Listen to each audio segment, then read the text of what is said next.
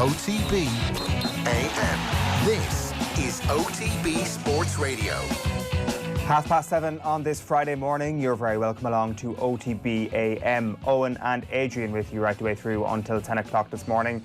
And if you loves your county, today is a big morning for you because it is Waterford Mount Rushmore Day. We're getting into the big contenders with Oisin, Langan and Jessie, Barr after 9 o'clock this morning. We've also got more for you on the Daniel Kinahan story throughout the morning, and our return to Premier League previews continues with Phil Egan.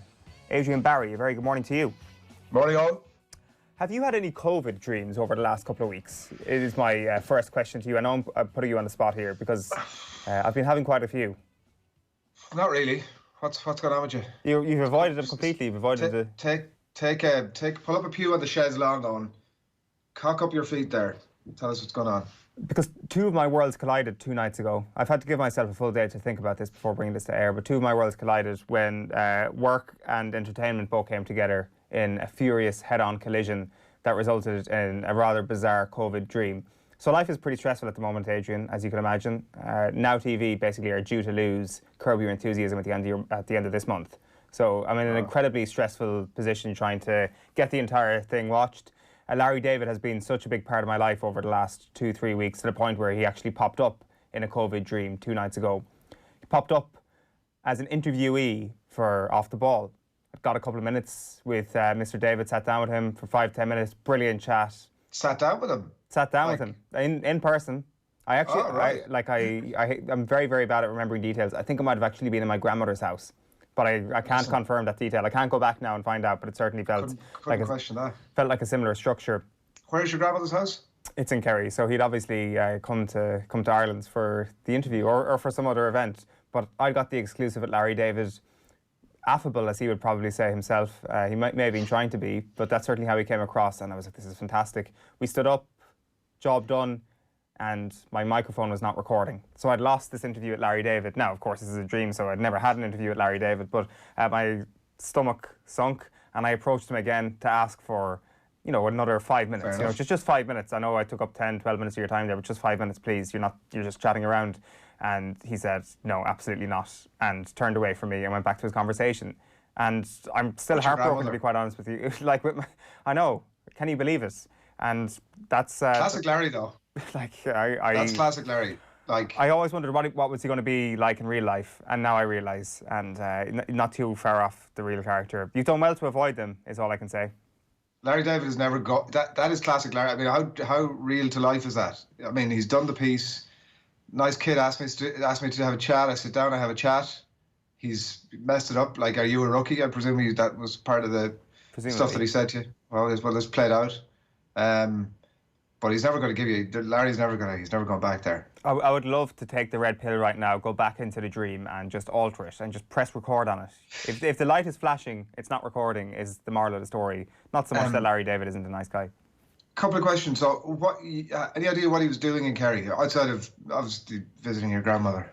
Coming for an interview, obviously. I don't know. He travelled over the whole way for the 12-minute interview, and then when it didn't record, he get out of here. We're not doing that again. I think so. Yeah, I definitely felt a sense of responsibility and that sense of dread. And were we paying for his flights? I think we might have been. No. Well, I mean, in that instance, I'd feel that classic Larry really should get back in his box. Yeah. And he can't really. Again. Literally just after realising what T-shirt you're wearing as well. And that is... I was afraid I was going to have to bring it up. if only I had just kept my eyes and hadn't looked up, this would have been the weirdest kind of undercurrent of a joke. For radio listeners, he's wearing Latte Larry's T-shirt. And Adrian, of course, a big Curb fan. It's almost as if he knew it was coming. No wobbly tables on. No defecating. No problem. For anybody who's familiar with the latest series of Curb Your Enthusiasm, it's the gag. Well, I haven't got there, quite frankly, and I'm running out of time, and the stress is getting worse. Where are you on it? I'm only at season 3. I only realised that the red type saying expires on June 30th, way too late. But it's going to be bad this weekend, so there's a good opportunity to try and catch up. And one thing, I know we're going to get to a pre-work here, but just one thing I wanted to get your take on. I'm not sure, did you have a look at it? If you're not watching any Curb this weekend, have you been tempted by La Liga, for example? And I don't mean by the football. Have you been tempted by the television spectacle of La Liga? Were you watching last night? No, I didn't see it last night. I don't have BT. Was it on BT? It was on La Liga TV, and the spectacle of this is very, very unusual. This La Liga TV production that they've put forward, where we've heard the crowd noises at this point, we've heard the artificial sounds that have come through in the Bundesliga and in the South Korean League, as I keep going back to. But last night they had a fake crowd. They had an actual fake crowd, and this is unusual because the crowd noises are coming from EA Sports or from similar technology, and they sound authentic. But the crowd itself does not look authentic. It looks like we're going all the way back to FIFA 94 to have a look at these heads in the crowd. There is like a fake banner waving in the crowd and all this sort of thing. And it's a bizarre sight to see. Like, I'm all for the sound. I think it really enhances your view of it, because you can't really, your brain doesn't tell you if it's fake or not. But with the crowds, they look so animated and they look so 90s and almost 2-bit in a visual sense that you're like, what the hell is this? And it just does not work. I'm not sure if they can go back to the blow-up dolls or something like that, because that might be a better alternative. I think that'll not be outdone for a line of the morning on, so well done. I think it's worth trying everything, isn't it? Like, just see how it goes. Obviously, they will have tested all of this stuff offline before they're live at the games, but put it out there. Like, it's the point that we've made over the last 2 mornings. Whatever it is to do with, whether it's to do with the rules and regulations, getting sport back in play, it's now all up for discussion in a way that never was before. Go for it. Like, give it a run out. Like, anybody that's going to be overly critical of that stuff, I think, in the context of everything that's going on now, and I'm including yourself in this, on get a life. Like, you know what I mean? Give it a bash out for a couple of weeks. If it doesn't work, can it and come up with a new thing. What I don't understand, by the way, is that they've had far better versions of crowds on FIFA in the last 20, 25 years. So why have they gone for a 90s version? It just looks like an animated plane above the seats. The biggest question that I didn't get to ask you a bit earlier on, did he fly in and out of Arum 4, or what was the plan? I presume so, yeah. It would have been silly to do otherwise. Like, he's up a trip up by Paddy's, I presume, at some point. I can only assume. Tip of the cap to the Mount Rushmore. Yeah, get a picture in the pub with a pint, that sort of thing. Kind of like cutting the ribbon on the reopening of pubs in Kerry. That's probably what his duty was. He's at private jet level, isn't he? Yeah, you would assume that he probably got the transatlantic business class or first class, whichever one of them is higher up the food chain, on just a regular thing. But after that, absolutely, it's a private driver, and Kieran Donaghy stalking him around Killarney Tralee Golf Club. Yeah, MJ Last Dance style on. Like, that's it. I mean, he does love his golf, doesn't he? But I don't know what. Larry, yeah. Yeah, I was going to say I don't know. Permanently dressed in golf gear. It's a good point. I was going to say I don't know what to believe anymore when it comes to the stream, but actually it was bang on the money. But there's my stressful situation at the moment. I look forward to delving back in to the situation there and losing more interviews over the next couple of nights. All right, we've got plenty coming up, as I say, over the next couple of hours here on OTB AM, and we're going to be back with this morning's headlines very shortly, right after this, because Donegal's Michael Murphy joined Nathan on last night's show. How have you been keeping? Good, not too bad. 3 kind of ways. I think the first couple of weeks a bit of a novelty to everything, but new and different and at home, and middle part of the area then just beginning to adjust to a new norm and kind of hoping to see, wondering and worrying if there's going to be football this year. And then finally now it seems to be phase 3 where we're beginning to get a bit of light and a bit of kind of a bit of hope, really. I think that there's going to be actually finally football and hurling this year, and that's been kind of strange. I don't think I'd ever really fully. People were asking me, had you been? Did you find your ability, or did you think there was an increased chance you were able to relax over the last number of weeks and months? And I think has been kind of anything but. Yeah, I've been kind of on edge all the time in terms of feeling there's something was going to be pounced on you at any stage, and just wanting to try and keep the body right and keep ticking over. So that's kind of the way I've been feeling. I suppose it seems to be a few more dates now added in terms of club football and county football that we can kind of plan to, And away from the football, how's life been? Because you're a business owner, you've got Michael Murphy Sports in Letterkenny. You're a small business owner. They've been decimated by this. Like, how's it been from a business point of view, and how have you been able to deal with it over the last few months? Yeah, we closed early, probably one of the earliest. Really, we closed I think maybe 4 or 5 days prior to the lockdown. It was just getting to a stage from the information that we were receiving about the distancing and about the spread of the virus. I couldn't figure a way how we could keep the shop open in terms of people trying on clothes and etc., etc. So I think from the staff point of view and from just the general customer point of view coming in through the door, we closed. We still kept online up and running.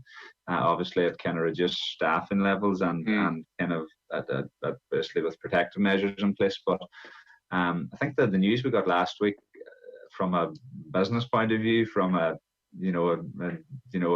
general person point of view, and from a footballing point of view, I think there was a real confidence given out last week from both the government and from the GA that things are beginning to come back to normal. It was a very definite sort of kind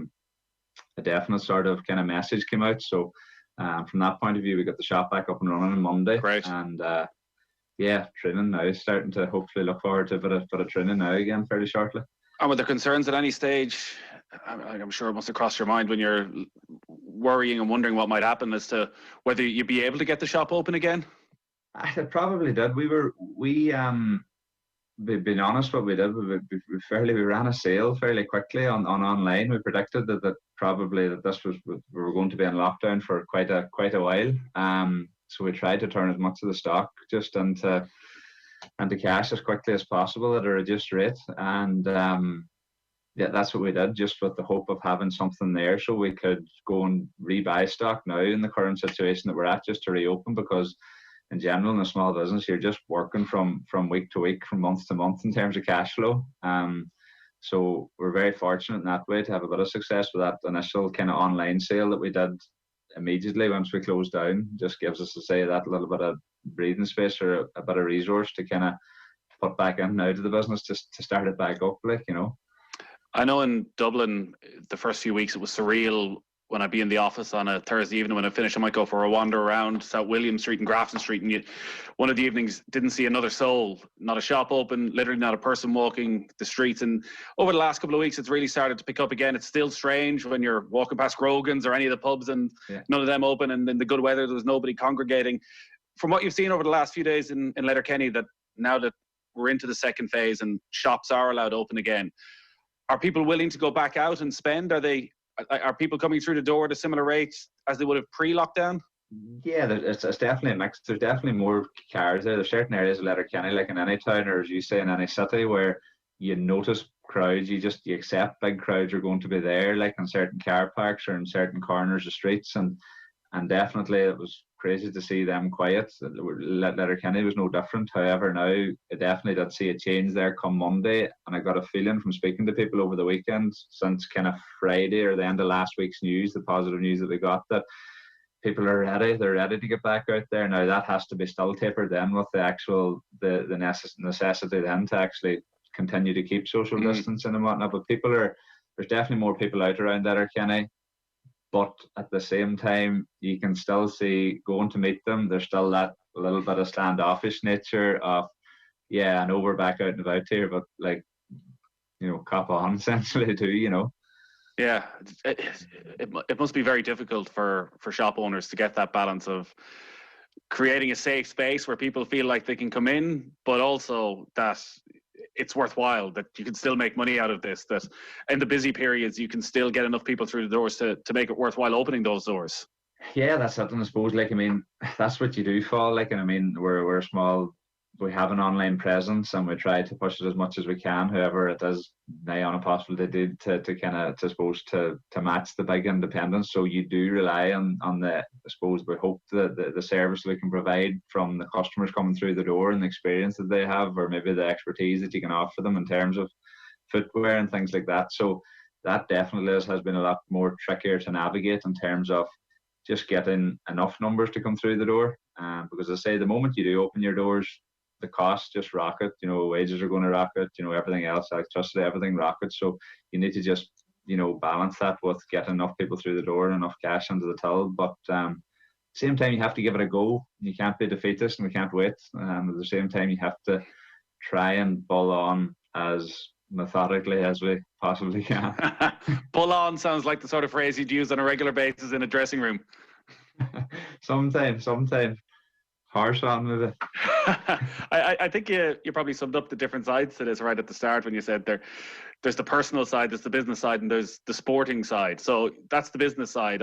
From the personal side, and as a sports person, you'd be well used to dealing with setbacks, disappointments. You probably have quite a bit of resilience built up but built around your sporting career. When something like this happened, something almost otherworldly, like, did it knock you sideways at all, or were there things you'd learned through the years you were able to fall back on so that mentally you did stay strong?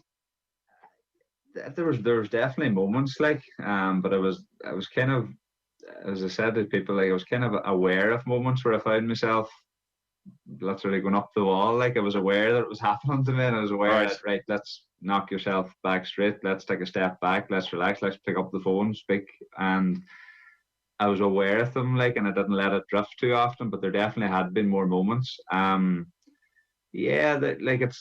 it definitely was kind of different. Like, you know, the one thing, the perspective that I've kind of got from it, I love playing Gaelic football, and I love trying to better myself as a Gaelic footballer.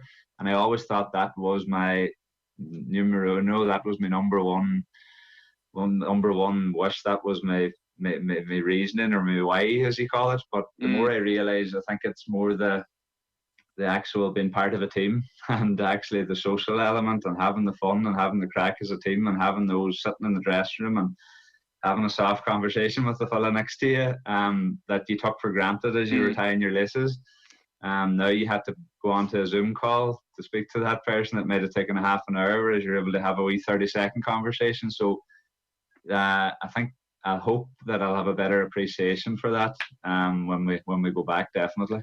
Yeah, that's the big test for everybody. There was a sense that there would be a new normal, and there would be an appreciation for what we have, and suddenly life starts to take over again, and you get back into the routine, and you get back into the slog, and you try and keep those little nuggets and try and keep that fresh in your head. Yeah, you're not, and I mean, likewise, we're not to be fooled to say we're not going to absolutely carry everything from this period back into our life, but even we can pick up one or two things, and you know, even Zoom calls for us here in Donegal, there's definitely there's been a new kind of, I suppose we've become Zoom literate. I think he used the word there one of the times, where we actually feel we know how to go onto a computer and log on to a call, and how we should try and hold ourselves on a call. And maybe for us in Donegal that have a lot of people away in college in Dublin, Galway, various places like that, or even just thinking of lads from Kilcara that might be an hour and a half away from training, that we can maybe log on to a call to do that tactical training session. Yeah. Calling everybody in. So there could be certain positives that we hopefully can take out of it. But the face-to-face contact and picking up body language signals and things like that is something that we don't just get on Zoom like we get in real life, you know. Talking to a lot of sports people over the last couple of months, something that comes up is about the balance in their life and focus solely on sports. Understandably, even more so obviously with professional sports people, and you have the balance of work and sport. But have there been times as well where you've questioned the amount of commitment you've had to give over the years, the amount of commitment you gave, that suddenly you have this free time to, you couldn't do much, but suddenly there's a lot of hours in the day? And because I'd imagine your life for the last decade has been just hell for leather, very few spare hours over the course of a week. Probably funny. It's probably one of the first times where in the back of the head, the haven't really set it out, but the idea of retirement come into your head, right, in terms of what it potentially could look like, or you know, how those days could look like. That crept on every now and then, like to what it would look like, and you know, what did it look like? What did it look like? Very good day.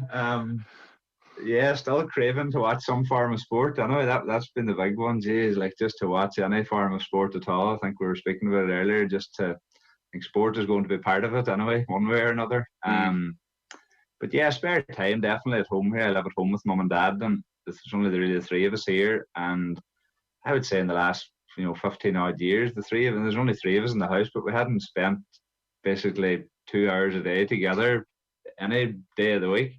Yeah. And that kind of just role reversed to where we're spending maybe upwards of 6, 7, 8 hours a day here. Find yourself out in the garden, in the wee areas of the garden we used to play football, kicking over apple trees. You used to kick over when you were maybe 7, 8, 9 years of age, and all of a sudden you're 30 years of age kicking there, and you're looking over to say, Jesus, anybody watching me going mad here? But no, it's been different. A wee bit of perspective that I hope we can do. But when you're in the football and people speak about the commitment that you give, it doesn't really resonate with you. it doesn't really resonate with me anyway. It's something that I love doing. The people that are probably making the sacrifices are the family and friends that maybe you're missing out on things with. But yeah, no, I never looked at commitment. It's just part of me that I do. In the moment that I probably do look at it as a commitment is the moment that I'll probably put the nail up and hang them up, you know. So when you're running outside and you're just kicking balls over apple trees, in a way, and you're thinking back to doing this as a 7-8-year-old, like, are you reflecting on your career? Are you thinking, is it going that deep of, geez, I did all right, you know? No, I don't think there's ever a fear of that. You're trying to figure out where's the next part. You're trying to picture yourself in Cool Park and whatever X number amount of weeks time against Tyrone or whoever that may be. That's to me again where my head's at. Or you're thinking back. Probably fortunate in a way, I feel anyway for myself. The time that the pandemic probably did happen, it was at a stage towards the back end of the National League where you start to feel your body starting to come around and get ready and get excited, and you start to feel fit and you start to feel you're not far away from hitting where you need to get to. So I was probably over the course of it, I was in a maintenance phase where I wanted to really maintain all those benefits rather than letting them slide. Now, inevitably, you're not going to be able to maintain to that exact same level, but I wanted to try and maintain, and that was always stuck in the back of my head. So there was never really, for me, I mentioned it earlier, a disengagement from what was going to come around the corner, you know. Maybe you won't know the answer to this for 4 or 5 years, but could there be a benefit to your body long term when you're thinking about retirement and how far you can go? Because like you're such a talismanic figure for Donegal and regularly man-marked, big hits that you can take, it looks like, but eventually they do all stack up, that actually not having that sort of battering on a weekly, monthly basis for a considerable period of time could really stand to you. Soon find out fairly shortly. No, I have definitely. We've been fortunate. I know you allude to, and I listened to loads of people that have been speaking, that I've definitely taken the time to strengthen areas of the body that need both looked after and need to get stronger to hopefully try and keep me going for another while longer yet. The groin's been one of them. Been very fortunate, and you were able to probably spend a bit more time looking at them rather than trying to maybe look at them in a small way, but always still have one eye on the game at the weekend, or always still have one eye on training tomorrow night. So you're able to really look at them for a prolonged period to hopefully try and, you know, make them again more robust to withstand the rigours of kind of when the inter-county season and when the club season comes back up and going, you know. You mentioned the Zoom sessions there. Maybe that's again one of the positives, particularly for a county like Donegal, and maybe for pretty much every county outside of the cities where players are dispersed around the country, that, you know, you still come together for your physical sessions, but a lot of what you do, actually, you don't need to be in the same room.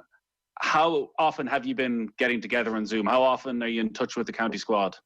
Well, we've tried to. It's been mixed probably. We probably started off, we did quite a lot of collective ones, and like anything, we were trying to figure our way around it and what was the most effective way to do it. And probably at the start we were really much focusing on trying to keep going with our tactical sessions and everything that we were trying to keep pushing towards, because we still thought the championship might be just around the corner. But I think once that message came out that it was going to be at least to October, probably the calls, we kind of deciphered them into smaller groups, and they also became more just about engaging, like, you know, just actually seeing people more so than actually trying to get through work, you know what I mean? So I suppose in recent weeks and months we've went into smaller groups. The interactions have been a hell of a lot more.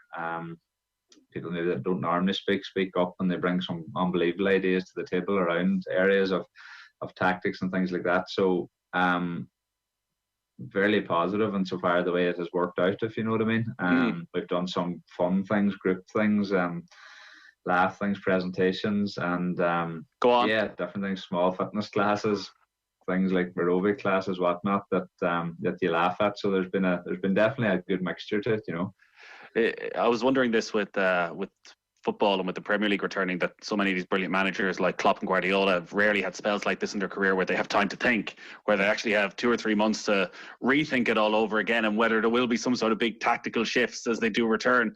When you're talking there in Donegal, do you think that this period, when football does resume, because of the break and because of the time that people now have to actually go through things, that we might see different styles of play? Will it be a different Donegal? Well, soon see.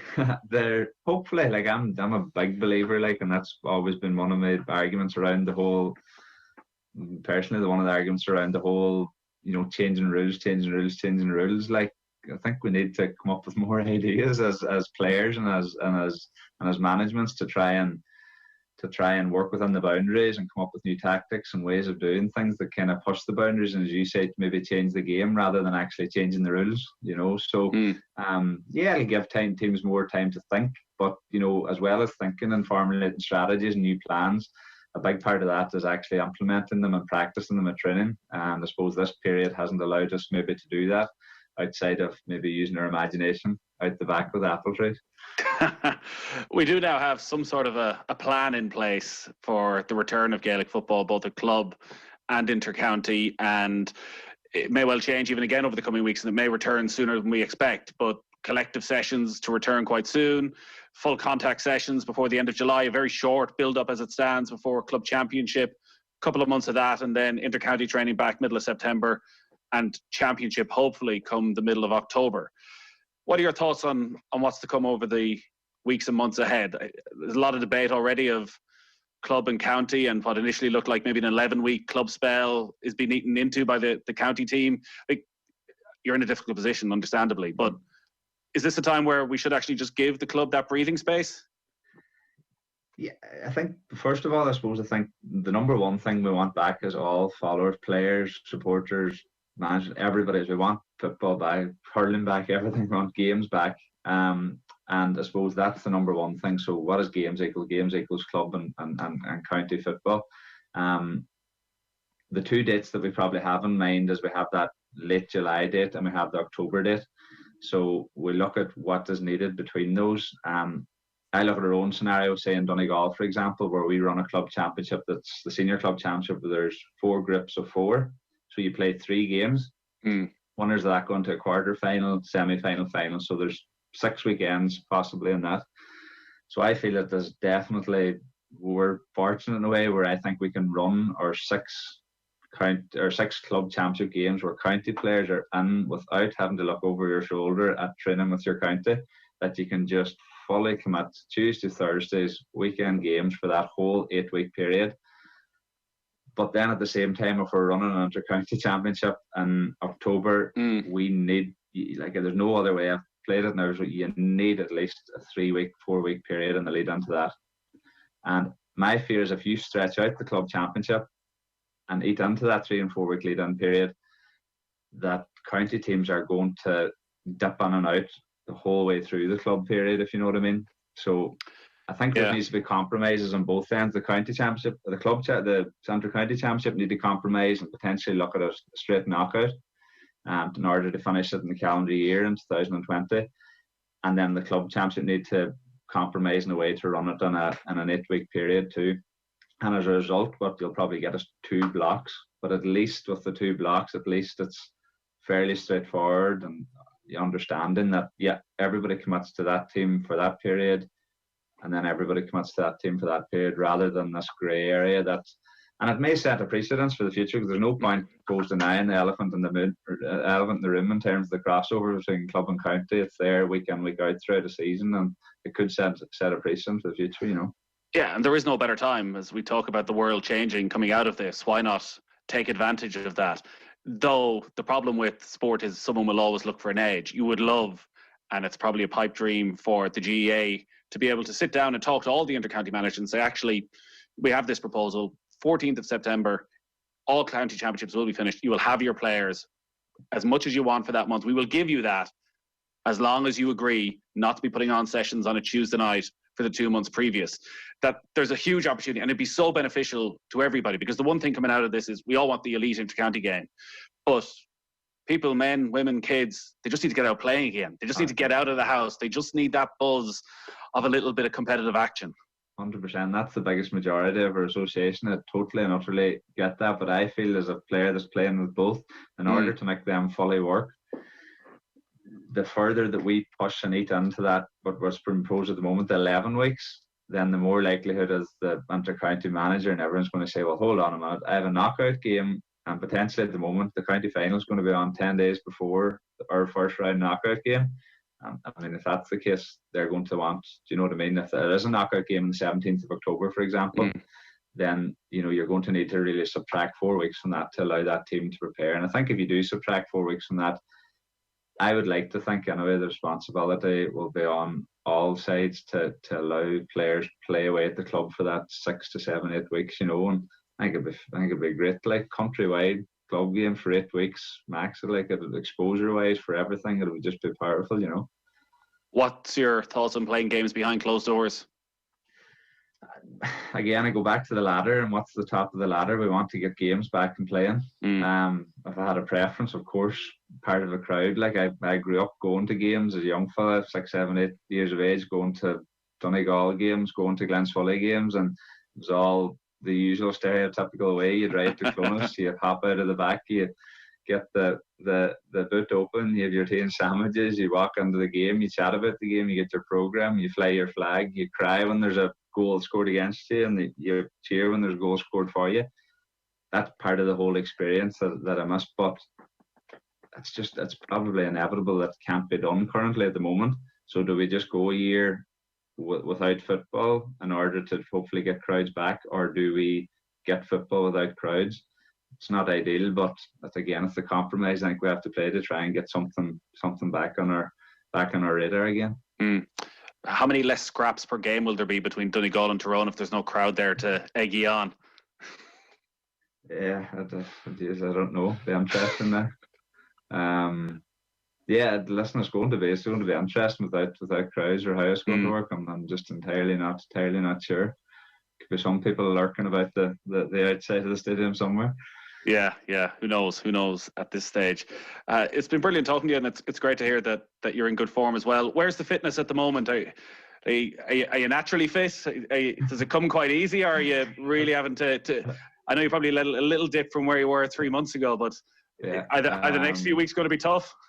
No, not too bad. I think it's been the one big change I've found in the inter-county game anyway over the last 4 years. There's no big, huge off-season where you basically put on the 1.5 stone weight anymore. Like, it's just, there's too much catch-up. The national leagues in late January are just, they're at too high of a level to let yourself go in the off-season. So that has been the big shift I've noticed over the last 3 to 4 years, that you're constantly tapering about, or you're constantly on around that 80% zone, 70-80% zone. And I'd like to think that I'm fairly much at that, but I will need a boost of training now to actually hopefully bring me up towards that 90% zone, you know. And yeah, just looking forward to it. Still hungry and still looking forward to it, and hopefully the body will touch it, it'll take it off. And give us the exclusive then to finish with, when you're having those inner conversations about retirement. What year? What age? What date have you set? Oh Jesus! I think the day where I just know myself that I'm not able, I'm sure it'll come to everyone. I have a conversation with a few of the boys in the Donegal team that I've kind of played with over the last number of years, and said, well, how do you know, or when do you know, or what's the story, or what's the crack? And they just say, you'll know. You know. So I'm sure there'll be some incident where something will happen that I'll say that's not usual, or something will happen, but hasn't happened yet, so I'm not going to just get them thoughts out of my head that I've been having over that lockdown period and move on to looking forward to games again. OTB AM on OTB Sports Radio, Ireland's first and only sports radio station. Thursday night football with John Giles. Johnny Giles is a national treasure. When he speaks, I'm like, yes. When he's on the show, I was in the car the other day, I parked the car and I sprinted into the house and turned on the radio. I love listening to him. I love Johnny Giles. John Giles, every Thursday at 7:30 p.m. on OTB Sports Radio, live 24/7 on the OTB Sports app. Missing this? When that didn't materialise, I think both Paulie and myself probably looked at each other and kind of thought, What next? And get this, the all-new OTB Sports app. Off the Ball, Ireland's premier sports channel, now has a new home, featuring the biggest names in Irish and world sports. Podcasts, interviews, news, commentary, analysis, plus almost 20 years of sporting archives. All free and ready when you are, at home or on the go. The new OTB Sports app. Download it now from the App Store and Google Play. OTB AM. 5 minutes past 8, you're welcome back to OTB AM. Plenty to come over the next 2 hours or so. We're going to hear from Bob Arum. He's been speaking to News Talk Breakfast in the last little while. We're going to play you out a few clips of that in a very short time. We are continuing our Premier League previews, the resumption of Premier League previews with Phil Egan before 9 o'clock. And then Adrian, Waterford's Mount Rushmore after 9 o'clock. Oisin, Langan and Jessie Barr will be with us. Who's making it for you? I like a bit of context on.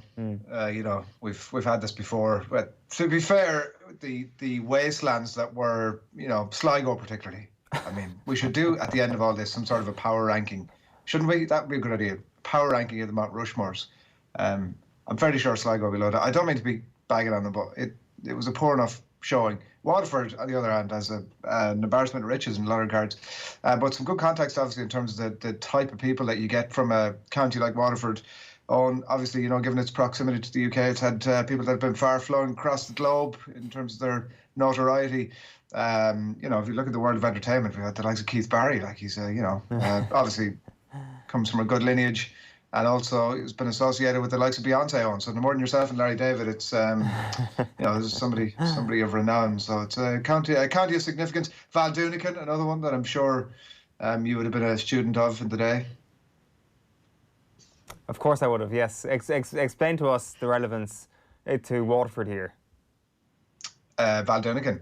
Yeah, no, I did not know that he was from Waterford, to be quite honest with you. There you go. Neither did I until I looked up the Wikipedia page there about 5 minutes ago. Hal Roach, Gilbert O'Sullivan is another big name from Waterford. So what I'm saying is there's a high calibre of people generally that comes from Waterford. But on the sporting front, when I thought about the Waterford Mount Rushmore, I don't know about you, but every time these counties have come up, you've an immediate thought that you fling a few names off the top of your head as to, well, they've absolutely got to be in it before you really start to give it any deep thought. And John Tracy actually was probably the first name, despite some of the other names that might have been are more recognisable in bigger sports that have come from the county. It was actually the first name that popped into my mind when I first considered Waterford's Mount Rushmore. So I'm assuming he's getting chiselled in, but we'll see when Oisin and Jessie join us in a little bit. I watched a clip somebody had tweeted out a bit earlier on today of, like, he might not have been the world's most talented athlete, but obviously had a level of success. But it was there was a race against Steve Ovett on, and he was. Steve Ovett was pretty arrogant. The YouTube clip on this one is called Definition of Arrogance, I think, and that kind of explains it. Steve Ovett's coming around the final corner, and there's Steve Ovett, John Tracy, and some other guy who ends up finishing third, who had at that point been leading the race. And Ovett goes round him, Tracy follows, and Ovett is like giving it one of these, like just as he's turned onto the back straight with Tracy on his shoulder, who decides, well, screw that, and I'm barreling into this, and goes after him. But Ovett has a kick, so he reacts and pulls away from Tracy, and you think, that's it, done. Even within 10 metres of the line, you're like, well, Ovett's won this. And again, a second bout of arrogance hits Steve Ovett, and he slows up. And it's the most telling thing you can tell about John Tracy's athletics career, and maybe even beyond, the tiger in him. And he just puts the boot down, and he catches Ovett on the line by the thinnest of margins. And it's probably him in a microcosm, but yeah, he would have been, around the time that I was a kid, would have been very prominent on the track. And so there are other high-profile names on that we'll get into, but for me, that was him. What about you? For me, there's one name who has to be a shoo-in for this, and I'm not sure if he's going to make it. John Milan has to be on your Waterford Mount Rushmore. We've made this point so many times. If we were just deciding this whole thing by how many medals you've got, how good you are on a global scale, all these conversations would be very boring. We wouldn't be having the conversations at all. The reason why we're having such long debates here is that there is an intangible attached to all of these conversations about the attachment between a sports person and your county, and of course the quality of that sports person and what they have achieved is a prerequisite. But John Mullane has 5 All-Stars here. He's one of the best hurlers of the modern era. Like, if you talk about the 2010s, if you take away Kilkenny, John Mullane will be right up there on that pedestal. Like, you're not going to have a whole pile of All-Ireland winners to pick from the last 60, 70 years in the history of Waterford hurling. And hurling being their #1 game, you have to pick the most important son of Waterford hurling. And from the outside looking in, Oisin and Jessie will give us a better sense. But John Mullane has to be the most important one, does he not? The I Loves Me County speech, the passion, the wearing the heart on the sleeve, that all felt very Waterford. The thick accent, he is the definition of the Daisha, really, from what I've seen of Waterford hurling. And I don't know if you can make a case for anybody else ahead of him. Now, in fairness, that Waterford team of the 2000s, I think time is going to judge them extremely well. I think in time, when people like us move away from life, I think they'll become a hipster team of history, basically, because they haven't won an All-Ireland, but they have the likes of Mullane, Ken McGrath, Paul Flynn, Dan Shanahan, all hugely charismatic characters in GEA, and I would have John Mullane as the #1 there. I mean, I put a lot of stock in the I Loves Me County line. Honestly, it's like one of the greatest GEA lines of all time, and will continue to be so for some time to come. So I wouldn't, I genuinely would put that in as a factor. But like whether John Mullane, I know this is not what you're not saying. He's the greatest hurler to have ever come from the county. Like Ken McGrath would definitely give him a run. John Keane made the hurling team of the century. Is definitely in the running. You could actually have a Waterford Mount Rushmore of just Johns, couldn't you? John Keane, John Mullane, John O'Shea, John Delaney. I mean, it's... That is the key point here. Does John Delaney make the Waterford Mount Rushmore? We'll see how Oisin Langan feels. On a nice little segue here, we've got a man who comes from a county that has also enshrined John Delaney. Sheahan from Monaghan. How are things? Not too bad. Yeah, quite close to John Delaney Park here. It's just over the road in Clonus. Is that going to be one of these Edward Colston style renamings at some point? I think they've had a number of opportunities, Clonus Town, to remove it, and I think there's been a lot of calls for them to remove it, but they've stood firm every single time and paid homage to John Delaney and said, no, we're not changing the name. So I think that name will survive for quite some time. Well, we look forward to the report when that day does come. Maybe that day will never come, to be honest with you. I don't know anybody involved with the club. Maybe they're stubborn enough to keep it up. Shane, you're here for the sports news. What is going on this morning? Yeah, well, the Golf Weekly lads will be absolutely chuffed because golf is back. Rory McIlroy carded a 2-under par round of 68 on day 1 of the Charles Schwab Challenge as US PGA Tour golf returned behind closed doors, of course, in Texas. Justin Rose and Harold Varner III are the joint leaders on 7 under par. Graeme McDowell is 1 under, and Shane Lowry is currently 1 over after the first round. The 4 SSE Electricity Premier Division teams that have qualified for Europe could be about to sacrifice some of their UEFA prize money. Representatives from Dundalk, Shamrock Rovers, Bohemians and Derry City met with the FAI last night, where the proposal was discussed. Talks involving all 19 clubs regarding a financial package to accompany a return to play bore no fruit. Meanwhile, the FAI have appointed Odgers Bernstein to headhunt candidates for the role of the association's CEO. Gary Owens is the current interim CEO and may still apply for that full-time job. Sevilla strengthened their grip on third place in La Liga last night, which returned. They beat city rivals Real Betis by 2-0 behind closed doors. That was the first La Liga match in 13 weeks. Football will resume in Italy tonight, meanwhile. Juventus take on AC Milan in the first of this season's Coppa Italia semi-finals. The country has been one of the worst hit by COVID-19, and the game only got the official go-ahead from Prime Minister Giuseppe Conte yesterday. England international Dele Alli has apologised for what he's called an extremely poorly judged joke about coronavirus. He will miss Tottenham Hotspur's opening game against Manchester United when the Premier League season restarts. That's after being banned over a social media post. Ali appeared to mock an Asian man while referencing the outbreak in a video on Snapchat back in February. Meanwhile, the Premier League have outlined how they intend to pay tribute to those who have died with coronavirus when the campaign resumes next week. A minute's silence will be held before the opening fixtures, while heart-shaped badges in support of NHS workers will be worn on kits. Top flight clubs have also agreed to limit access to stadiums to around 300 people on a match day. Balls, goalposts and substitution boards will be deep cleaned. There will be no ball boys or girls. Players and coaching staff will not be required to wear masks at stadiums, and players will be encouraged not to spit or clean their noses and not to break social distancing during goal celebrations. Some of those easier to police than others, you would imagine. Meanwhile, you've heard him already on the show this morning, but Donegal's Michael Murphy says he has thought about retirement for the first time during his enforced isolation. The 30-year-old Glenswoody clubman was on Off the Ball last night with Nathan, discussing living with his parents during lockdown and the club versus county debate. That full interview up on otbsports.com or the brand new OTB Sports app, which you can download for free in the App Store or Play Store. It's Irish 2000 Guineas Day at the Curragh today. The Group 1 due to get underway at 20-7 this evening. The first of an 8-race card there goes to post at 4:05. And finally, for me this morning, lads, Luca Brissell won Snooker's Championship League in Milton Keynes last night.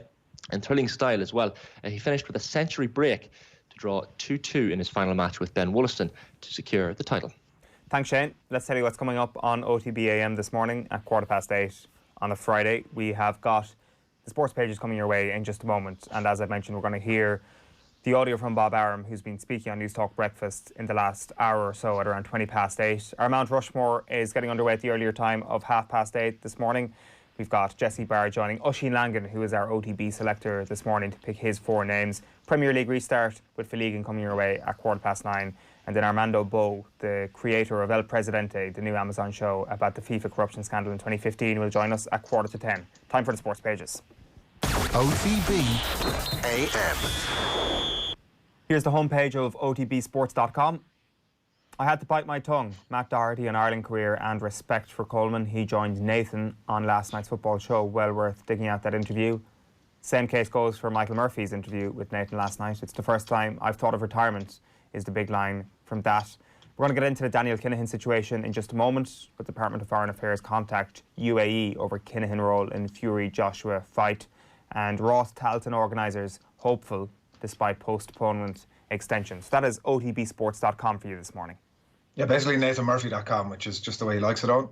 The Irish Independent for you this morning in the back page, an action shot there of the Irish runner Nadia Power, who's been in training at the Morton Stadium as sport begins to trickle back to life. A nice shot there. League of Ireland in danger as FAI board come under dull pressure. Dan McDonald writes there, European clubs asked to give up portion of prize money in attempts to find a solution to that. We'll double back to that story in just a few moments' time. And the GA's injury fund remains on ice, writes Colin Keyes, until June the 29th. So any clubs or counties asking their players to return to training at this stage are in danger, it seems, should anything untoward happen.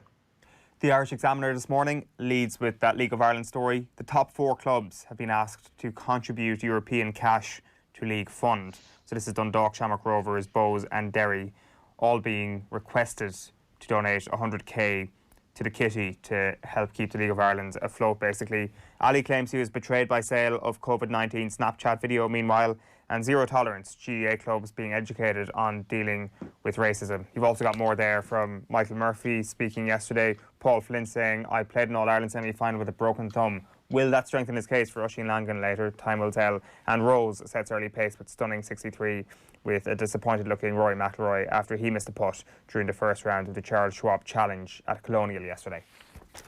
Lots of variety in the Irish Times this morning. Emmett Malone takes on that story of the FAI planned stalling as clubs seek clarity on that. Talks to continue, it seems, over the coming days. Johnny Watterson takes on the Daniel Kinahan boxing promoter story. Boxing world couldn't care less about Kinahan's background, writes Watterson there.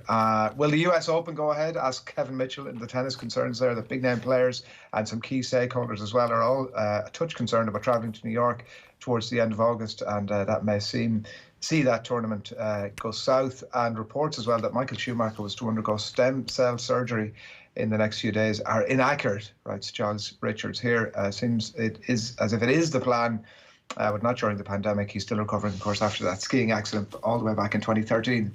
The London Times this morning leads with the story here that Minister aims to make sport colourblind. This is the Sports Minister, Nigel Huddleston.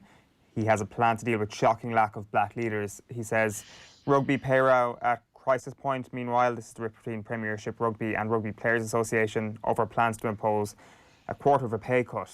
It deepened yesterday when the league executives announced they were cutting off all communication on the issue.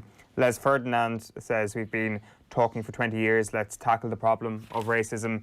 And then the story, just to touch on here, is concern over a £200 million fight. You've got Matt Lawton, Matt Dickinson, Rick Broadbent on the case here. And inside the London Times this morning, they've got a 2-page spread, basically.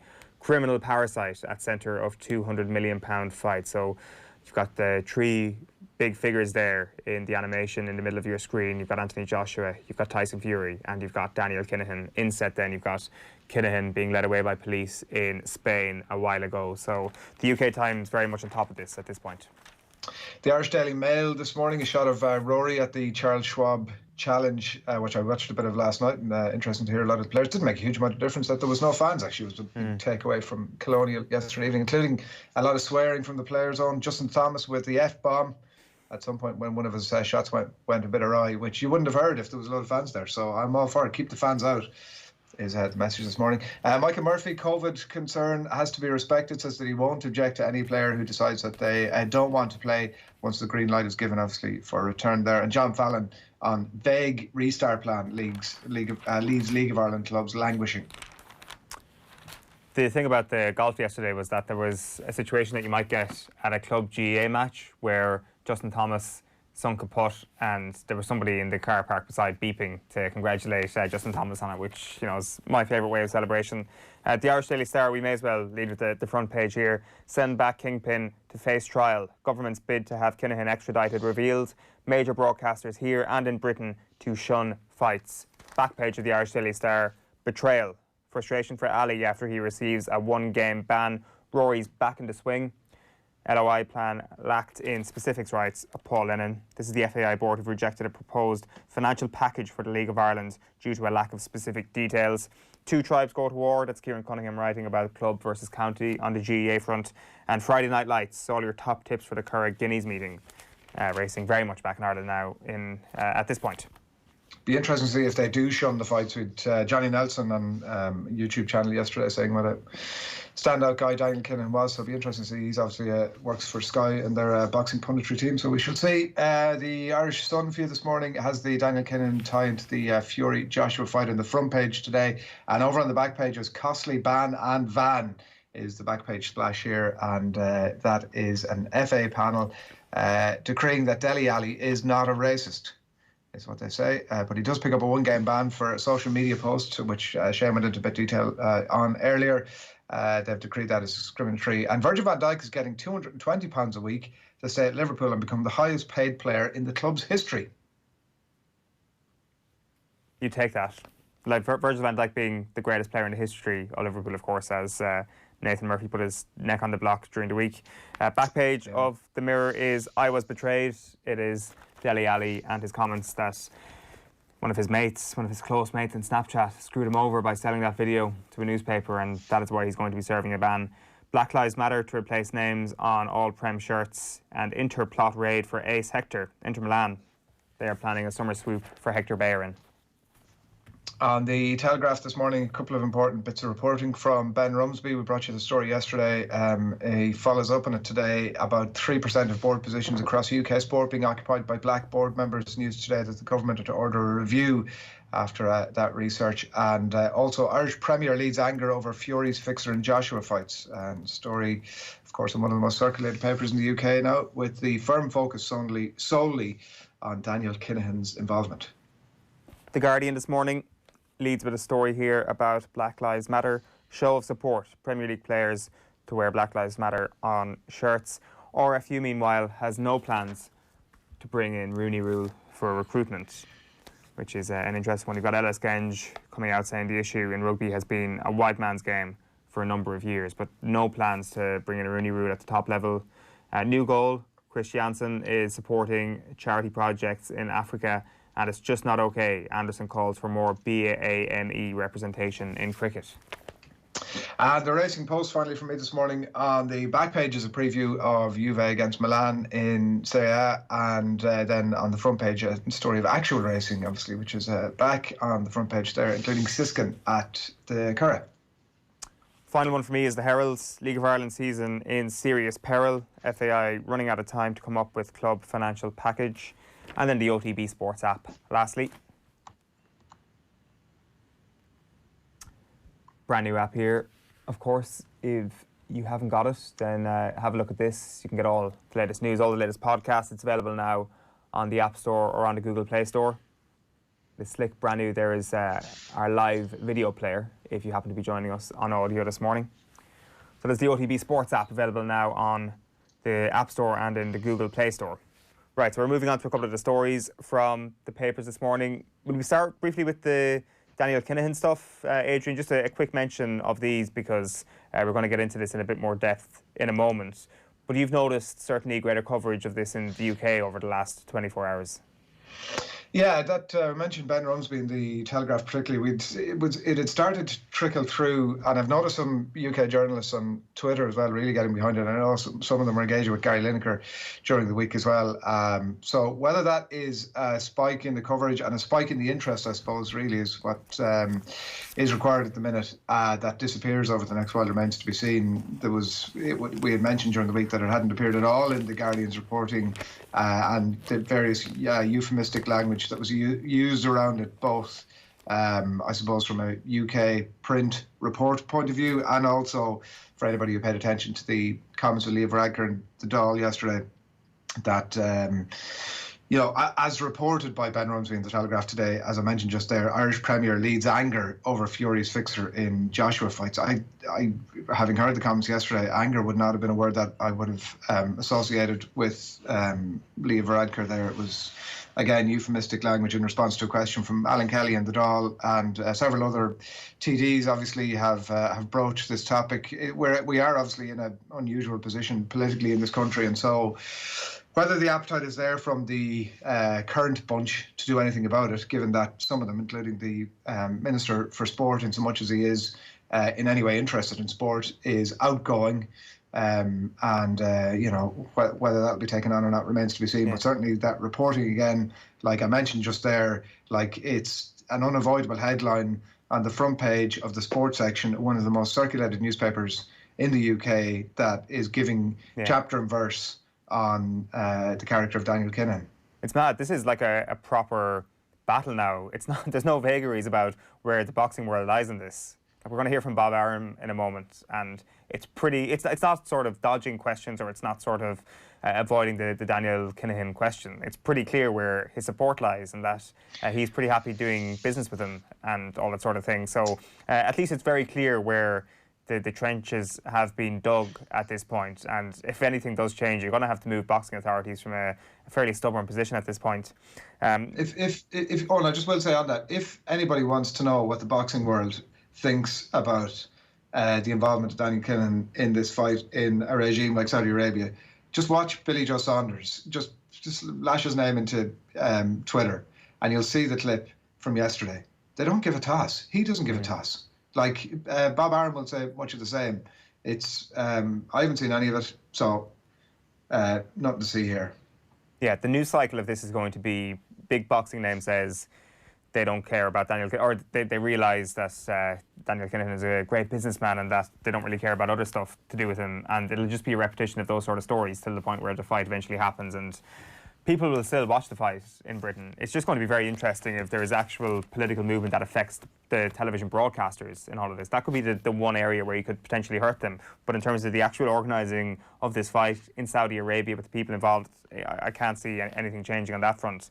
Just a couple of other things here, Adrian. Do you want to kick us off here on the League of Ireland situation? Because this has been an ever-developing story over the last couple of days. Like, LOI season in serious peril, reads the back of the Herald. The Irish Examiner in front of me, top four asked to contribute euro cash to league fund. They're in a very precarious situation.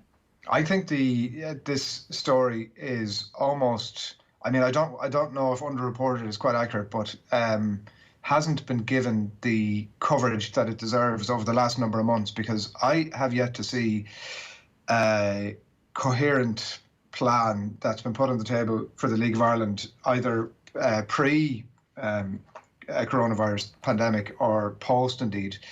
In terms of exactly how the FAI are going to tackle this thing, like the live streaming thing was obviously something that was put out there at some point pre all the coronavirus thing. And now the latest is, I think that the League of Ireland, the clubs of the League of Ireland fans should be extremely concerned about this, because four key clubs in the shape of Dundalk, Rovers, Bows and Derry City are essentially been asked to bail out a number of other clubs. So the top line here is that the clubs have been in conversation with the FAI over the last number of days to try and come up with some sort of a rescue plan, and they're running out of time now. They're going to get stuck into it again over the coming days, and we'll see what comes of that. But one of the key things that was mooted, in fact, it might have been yesterday, there was talk about external new money I think if you might remember that in some of the newspapers yesterday. That external, in inverted commas, new money seems like it might be the FAI asking those 4 clubs to dip into their UEFA prize pot to fund some of the other clubs to subsidise them. So what they are saying is, this 4-way tournament that's been mooted.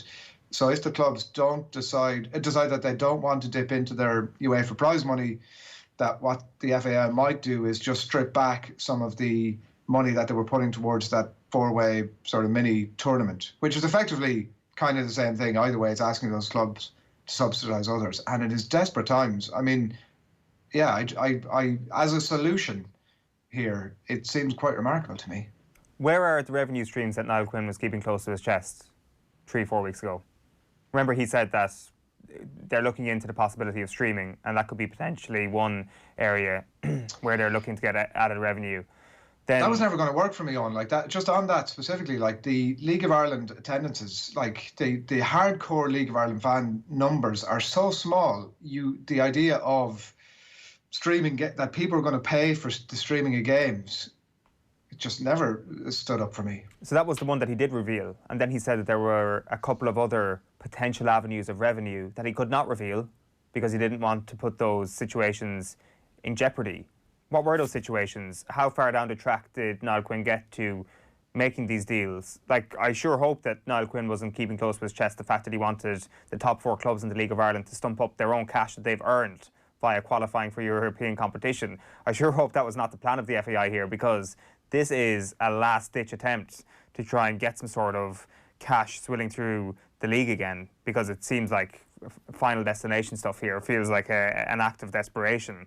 And this is not good. As you say, it's one of these stories. I don't know if it's been underreported, in fairness. I think it's been on the back page pretty much every single day. But it's big. It's a hugely worrying development for the League of Ireland here, that Dundalk, Rovers, Bows, Derry looking to contribute 100 grand, because you can imagine that even the top 4 clubs aren't in an amazing financial position as well. They've also had their revenues cut, but in fairness, they will be in a better position. Sorry, Andrew, one last point. The difficulty for the League of Ireland, and to be absolutely fair to them, the FAI in this instance, is that they have run dry with the very obvious usual ports of call for when it comes to desperate measures in terms of financial input. They've run dry because of the state, obviously, that the association was in prior to this. So to be absolutely fair to them, that's the context. But it does need a bit more creative thinking. Listen, I'm not saying that the act of desperation comes as a result of a problem that they've created themselves, but that is what they're dealing with at the moment. One final thing, the BME story. Adrian, what is the latest on this? You've been on top of it this morning. Yeah, Ben Rumsby, we brought you the story yesterday in the Telegraph. The Telegraph done a brilliant piece of research yesterday to reveal that 3% of board members on government-funded bodies, by the way, sports NGBs in the UK, just 3% of them were black board members, which is obviously desperately underrepresented, including none in the Premier League. And further detail on that today, including that there is no Premier League owner, chairman or CEO who's black, which is an incredible indictment of where the league is at, and virtually the same situation in the English Football League. But the big news from that today was obviously that the Telegraph were in touch with the government yesterday, and the UK government are saying that they're going to review that scenario. It's definitely a piece of research that needs to be done on this side of the water as well to see exactly where we're at. But it does make you believe that, like when the government get that call yesterday from the Telegraph to say, we've done this piece of research, here are a bunch of boards that you're pouring money into, and they're desperately underrepresented when it comes to BAME, and there is only one way now that the UK government can respond to that, which is exactly what they've done, which is to say that they're going to carry out a review into it. All right, that's the sports pages for you this morning. We want to bring you the key points now from Bob Arum's appearance on News Talk Breakfast, which is basically just aired this morning. So first off, Bob Arum outlined some basic information about Daniel Kinahan's role in the fight and his own experience dealing with him. Is it fair to say Daniel Kinahan's his involvement was key in getting this across the line? I would think so, yes, certainly, because he has developed a great deal of trust with my company, myself, and our people, and he certainly is a trusted confidant of Tyson Fury. So obviously, his participation and his views were most significant and most important in getting this off the ground. How have you found working with Daniel Kinahan? I really must say that not only is he intelligent, which everybody had told me before, but he is dead honest and forthright, and he's a no-nonsense guy. So, you don't waste a lot of time beating around the bush with him. And everything that he has told us and every promise that he's made to us, he's more than fulfilled. And I think he would say the same thing about us. So we've had a very, very good relationship because we deal honestly and forthrightly with each other. Okay, so after this then, Arum was pressed on Kinahan's background. Do you have concerns? And I know you were someone who worked as a prosecutor many years ago in the US. Do you have concerns about his past? He was named in the courts here. I'm sure you're aware of this. He was named in the courts here as a senior figure in organised crime on a global scale. This issue has been raised in our parliament here in the last couple of days. The accusation is that there's been a whitewashing of his character, a whitewashing of his past. There's been calls for the government here to get involved in contacting the UAE. Our Prime Minister has spoken about it in our Parliament today. Do you have concerns about those links that have been talked about in our courts here? Look, I'm not naive.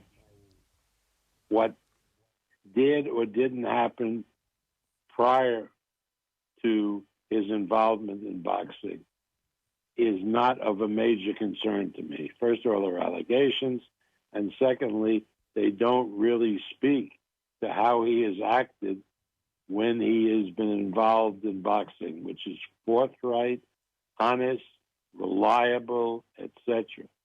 Look, in boxing, you might remind your Prime Minister, we've had situations where we've had athletes who were accused and convicted of major crimes, served their time, and came into the sport of boxing and not only performed well, but excelled, like Bernard Hopkins. Yeah, quite a display of whataboutery there from Bob Arum, and here are his final comments about Daniel Kinahan this morning. So boxing has been used by many people who've had questionable backgrounds.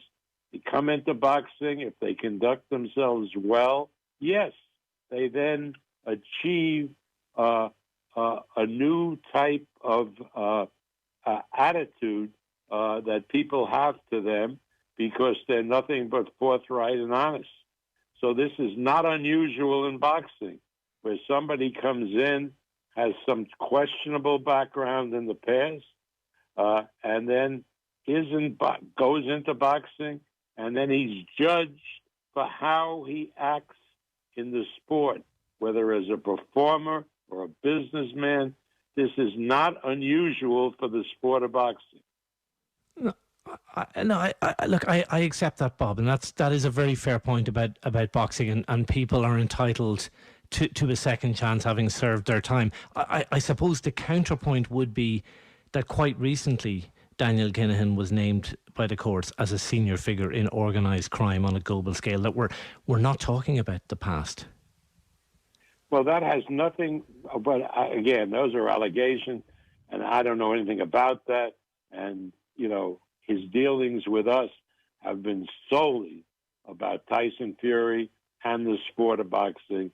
And if anybody asked me, I would say without any question that I find him to be an honorable man. Now, whatever the other allegations are and so forth, whether they're true or not true, I can't get into, and I'm not going to get into, because it's none of my business. I judge this man based on how he has interacted with us and people that we're involved in, all doing legitimate business, and he has been nothing but forthright.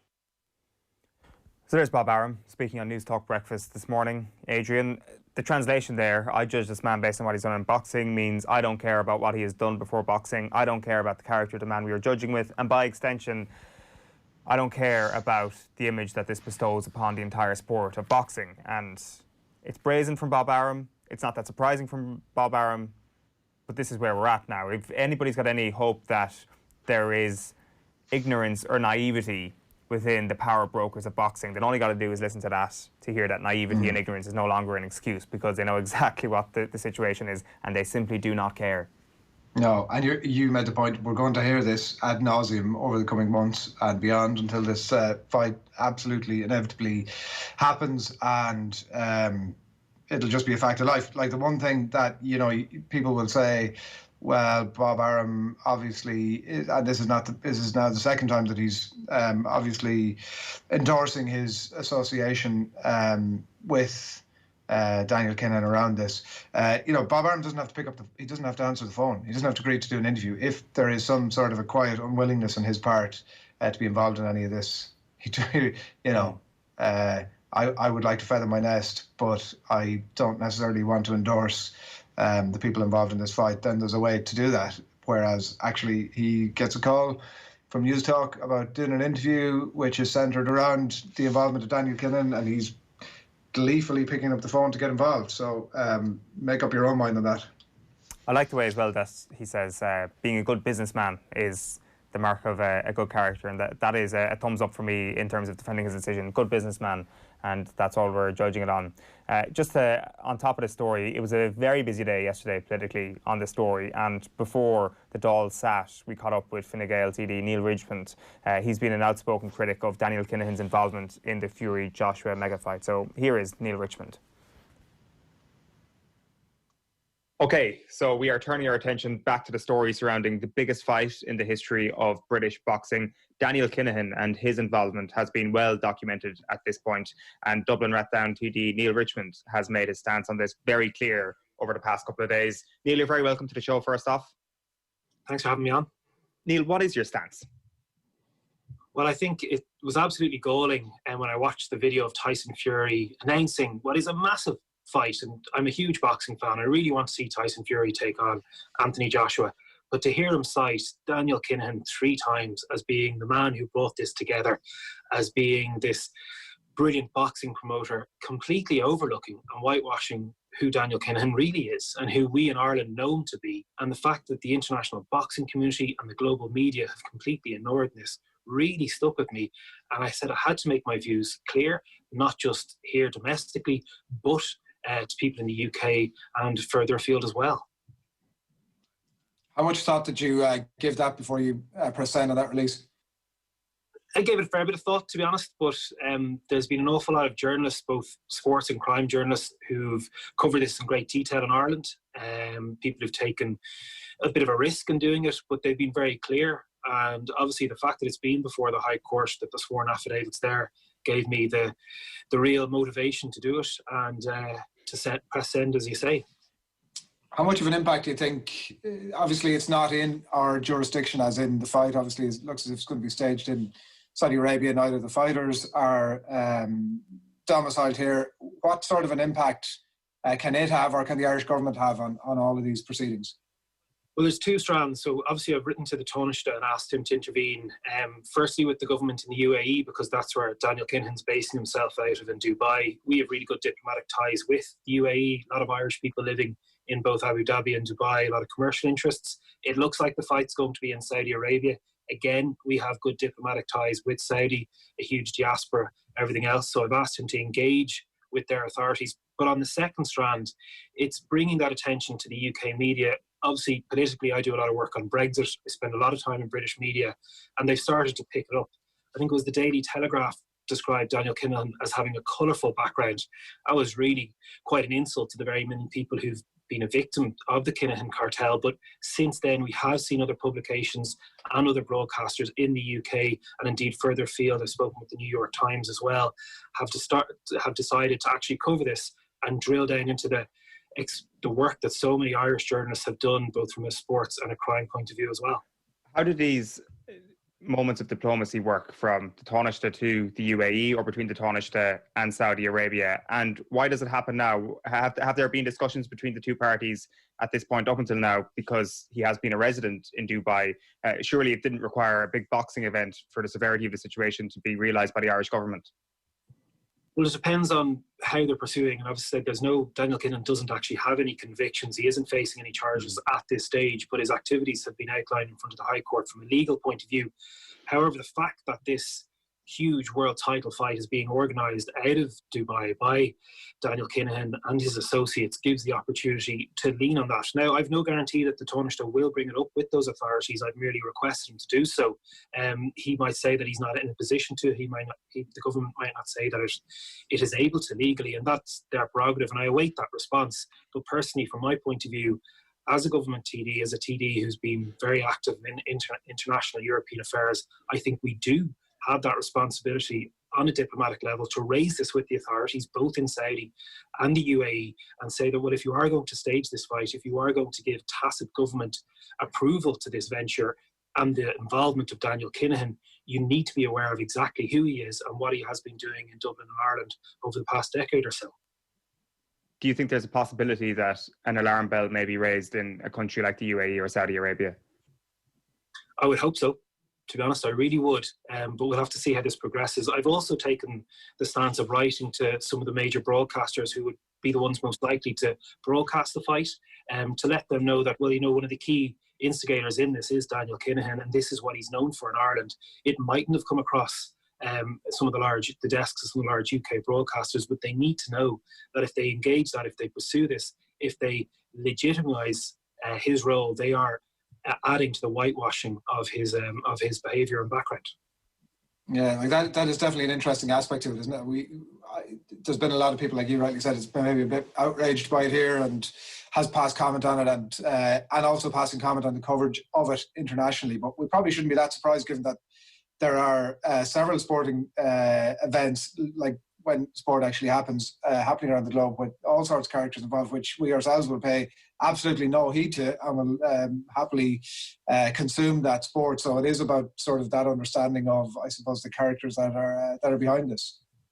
Yeah, and I think it would be quite interesting what happens with this fight. And I think we have to mention the decision by the Irish Daily Star not to cover this fight. That is a huge decision by a newspaper that does have a strong record in covering boxing, but also in gangland activities in this country, and it's a very admirable one. Let's see where it goes from here. Sport is tainted at every level. We know that. We still love sport. But when it does involve someone who's so well known in Ireland for their criminal activities, for the amount of drugs they brought onto our streets, for the death toll caused by the Kinahan cartel, we do have that responsibility to stand up. And indeed, if that happened in more jurisdictions by more people, be it by journalists, sports administrators, politicians and everyone else, we might get to the roots of some of the major problems in all sports. One of the concerns, one of the few concerns I would have, Neale, is the fact, just to go back to the fact that you'd have to have a lack of confidence in the fact that an administration like Saudi Arabia, if that is ratified, is going to go ahead, for them to raise enough flags for this thing to be pulled, or even for questions to be asked at a properly administrative level in that country. How much confidence can you realistically have in making a difference at this point, considering the fight is set to go ahead? Well, the main thing is we can't allow them to have ignorance as an excuse. We have to make sure that they're aware, and if they are going to pursue this, they do it giving tacit approval of the activities of Daniel Kinahan. They can't go on and say, well, we didn't know that, or we weren't aware of that, or it's something that's not on our radar. If we let them know, both at a governmental point of view and in terms of a sports administration point of view, they have no excuse. As equally the same with the broadcasters and the commercial supporters. They need to know these things, and then they are making that decision. And we know that if they make that decision, look, I have no doubt that people will watch this fight regardless, that there's a huge amount of money involved.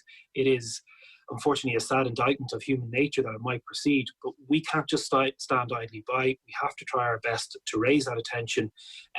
Certainly you can raise a million different questions about the democratic or lack of democracy in regimes like Saudi Arabia and indeed the UAE and other commercial things, but we do have those diplomatic ties. We do work with them. Ireland as an entity does have a relationship, and we have to make them sure that one of Ireland's most concerning criminal individuals is operating in their jurisdiction or seeks to operate in their jurisdiction.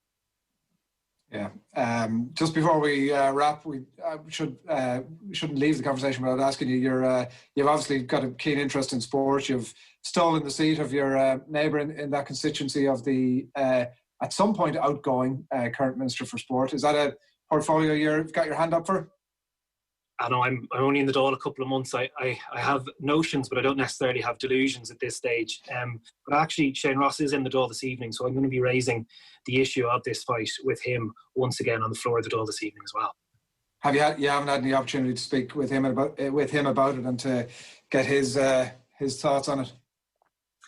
Not yet. We're not exactly on a texting basis, but I look forward to being able to do it in the appropriate venue, that is the Dáil Chamber, later on today. And there could, of course, be a huge change in personnel at the very top tier. If you're talking about perhaps writing to the Taoiseach, who knows who the Taoiseach is going to be in a couple of months. I know there's probably signs coming from within the discussions at the moment, and there'll probably be developments this weekend. But how important is it when the new regime is fully installed in Ireland that this becomes a talking point and this becomes a matter of practice for the new government to be able to follow this up? Yeah, absolutely. We can't just let this be something we talk about for a day or a week. It has to be, if this fight is still going to go ahead, if the international boxing community is going to be content to involve someone like Daniel Kinahan from Irish jurisdiction in fights and promotions going forward, I certainly believe that any future government, as well as the current government, have to be engaged with that and have to make our voice heard on the world stage. All right, Neale Richmond, Dublin Rathdown TD, thanks a million for your time. OTB AM. This is OTB Sports Radio. Looking for a football show with a bit of a twist? So I know the likes of Griezmann's big into his fashion. You wanted a lot. One question he actually asked me was, could he make his studs light up when he runs? Team 33, the football magazine show for the football purists. Yeah, the Nike Mercurials from 1998. If you just show that boot to an entire generation of people, and they just get instantly nostalgic and remember everything from that era. The very best interviews with the cult heroes of the past and a look at the cultural side of football. Team 33, live at 9 p.m. every Friday on OTB Sports Radio. Live 24/7 on the OTB Sports app. Cartilage and bone health are important for keeping the spring in your step. Joint Ace from the nutritional experts at Vitabiotics is uniquely formulated with glucosamine, vitamin C and D and copper to help maintain healthy bones, cartilage and connective tissues. Ideal for maintaining an active lifestyle. Keep a spring in your step with Joint Ace in your local pharmacy, in store and online. Look up on Patrick's Hill. Who would you take down?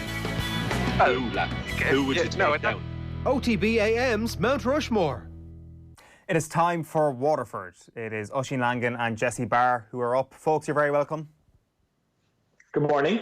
Morning. Oisin, we'll start with you. Have the nerves kicked in? Funnily enough, I made up my mind on Monday when Tommy asked me to do this, and I've changed it about 5 times since. But weirdly enough, I haven't been nervous about it because, like, everyone that is on the list deserves to be there. So I'm actually fully comfortable with it, and I've been getting a lot of feedback on Twitter on who I should put in and who it's a disgrace that I haven't even mentioned.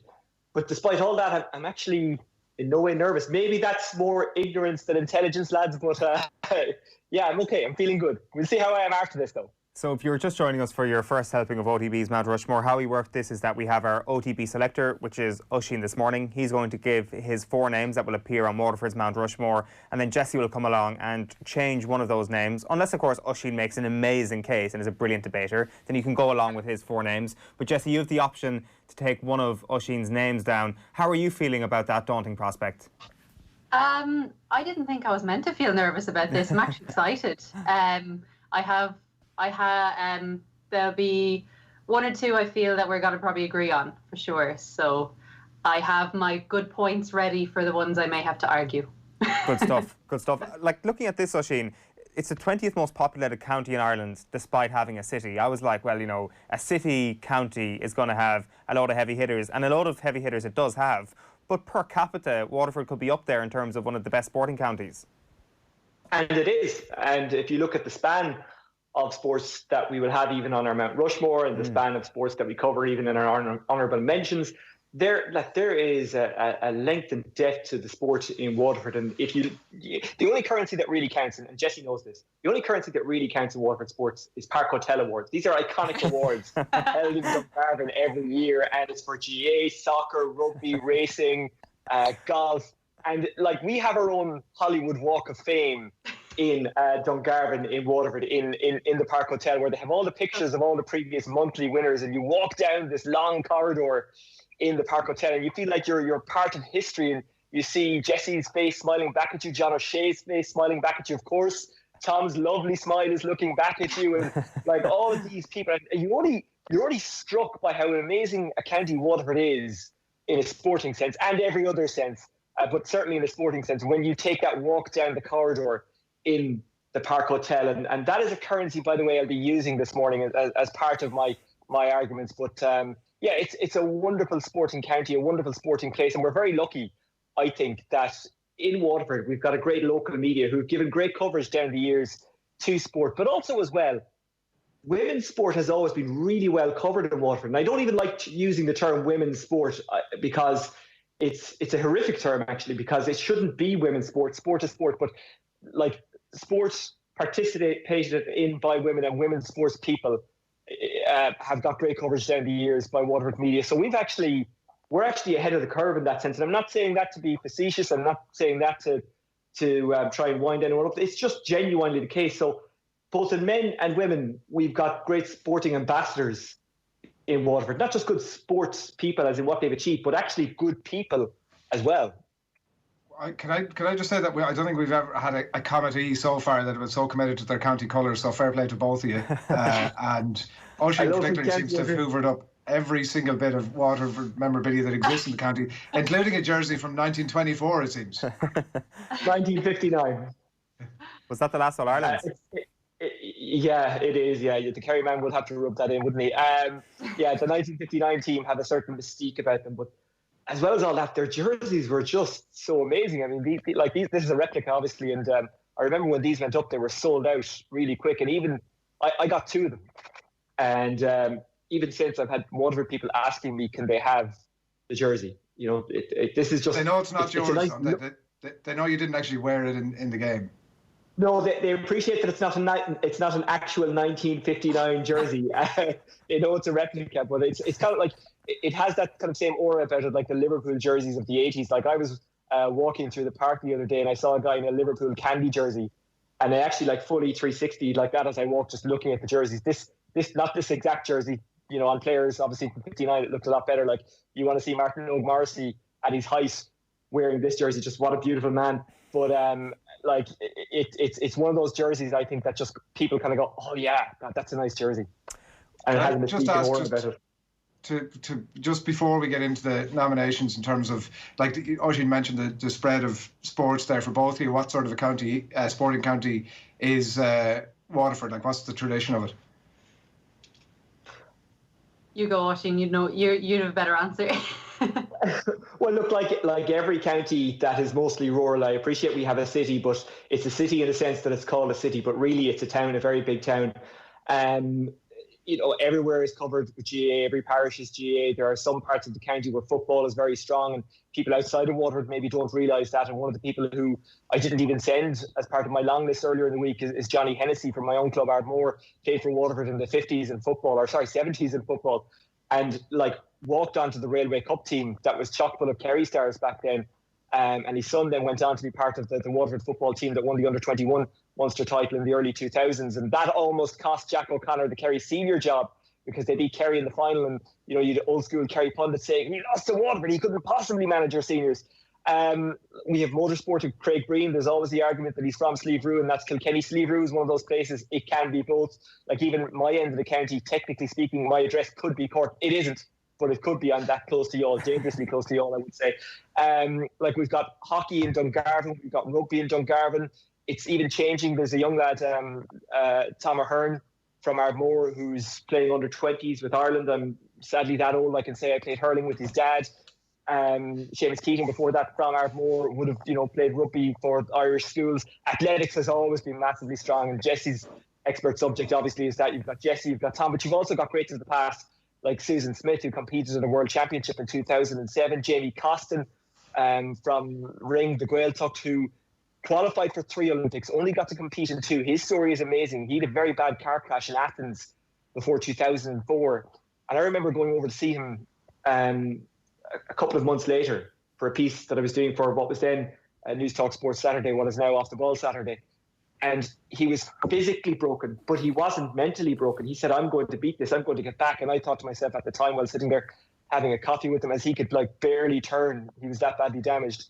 I thought, no, Jamie, you're having a laugh here. You know, I hope you recover. I hope you can walk and function again. But no, Jamie got back and competed in Beijing in 2008. So there's a great resilience about sports people. Kate Veal, who Jamie later went on to train, won a youth Olympics or won a youth world championship in race walking, and went to St. Augustine's College, colloquially known as the Friary, where Niamh Briggs went, and Brother Lennon, a great coach there, kind of, you know, took all comers and like coached athletics, coached GA, coached handball, and Brother Spring did great work in handball there. So there's a great depth to sport in Waterford. I haven't even touched on soccer there, by the way, which is one of these things that's very strong in Waterford. And again, people might associate us with hurling more so, but like, obviously we've got a League of Ireland team, but again, that can sometimes be deceptive because Kilkenny doesn't have a League of Ireland team, but local soccer is really strong there as well. Limerick would be the same, like Limerick FC is now defunct on the way back, I'm glad to say, but like locally soccer is very strong there. So like, and horse racing and show jumping as well, by the way, and golf, like Seamus Power competed at the Olympics a couple of years ago.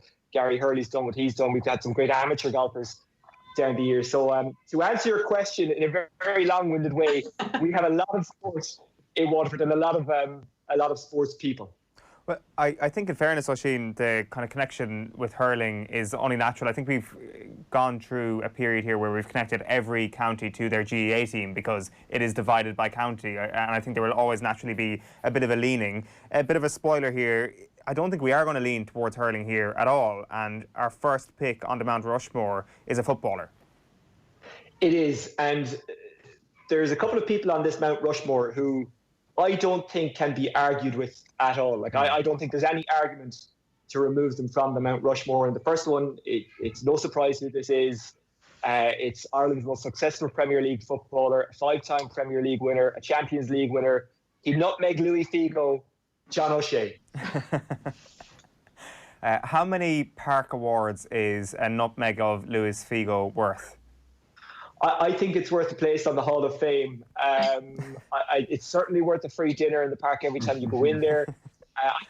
Bizarrely enough, I think John only has maybe 1 or 2 yearly awards, which will tell you the competition. Kieran O'Connor, the legendary WLR commentator, actually sent me a screenshot of the awards list a couple of days ago, and I was shocked with how little John O'Shea was on it, but it also spelled out how strong soccer is in Waterford. Honourable mention, by the way, for Stephen and Noel Hunt, because I think if you play in the Premier League, you are in the elite of sport in the world because it's so hard to get into that. But yeah, John O'Shea stands out because, you know, 118 caps for Ireland, captained Ireland in Euro 2016. And by the way, just a really top guy. I don't know him personally, but everyone who I've ever spoken to about him, who knows him, just says, you know, he's a good footballer, he's a great athlete, and he's just an unbelievably nice guy. No arguments, I'd imagine, Jessie? No, he's on my list as well. Exact same reason. Even someone who hasn't always been the biggest soccer fan, everyone knew John O'Shea. You know John O'Shea's name, whether you're from Waterford or not. So, like that, he was playing for Man United when they're, you know, in their heyday. So, you can't argue with someone who's competing at that kind of level. So, you know, in terms of our sports stars, even down the line, he's going to always be one of them. So, he's on my list too. No arguments there. You also know that you always know that he's from Waterford as well, right? Like, he very happily wears that in his sleeve.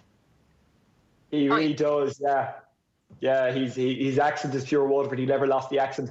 And he's kind of iconic for doing a really bad Waterford tourism ad.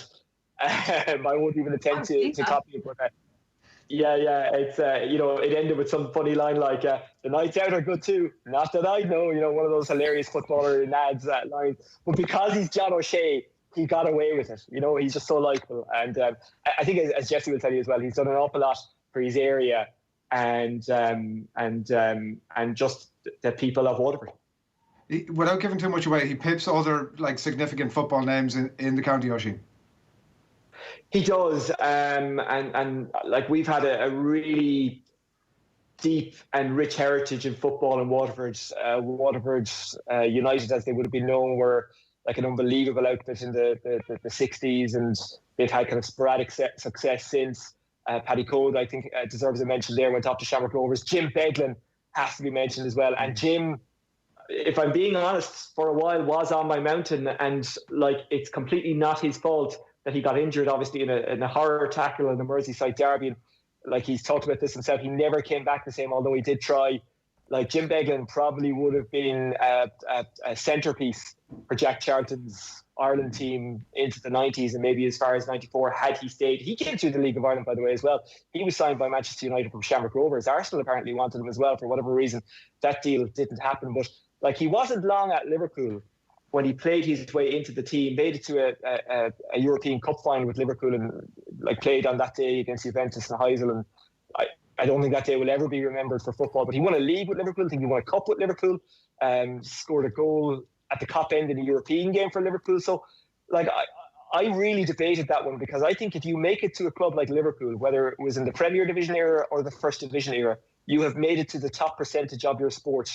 And it's very hard to argue against Jim Beglin.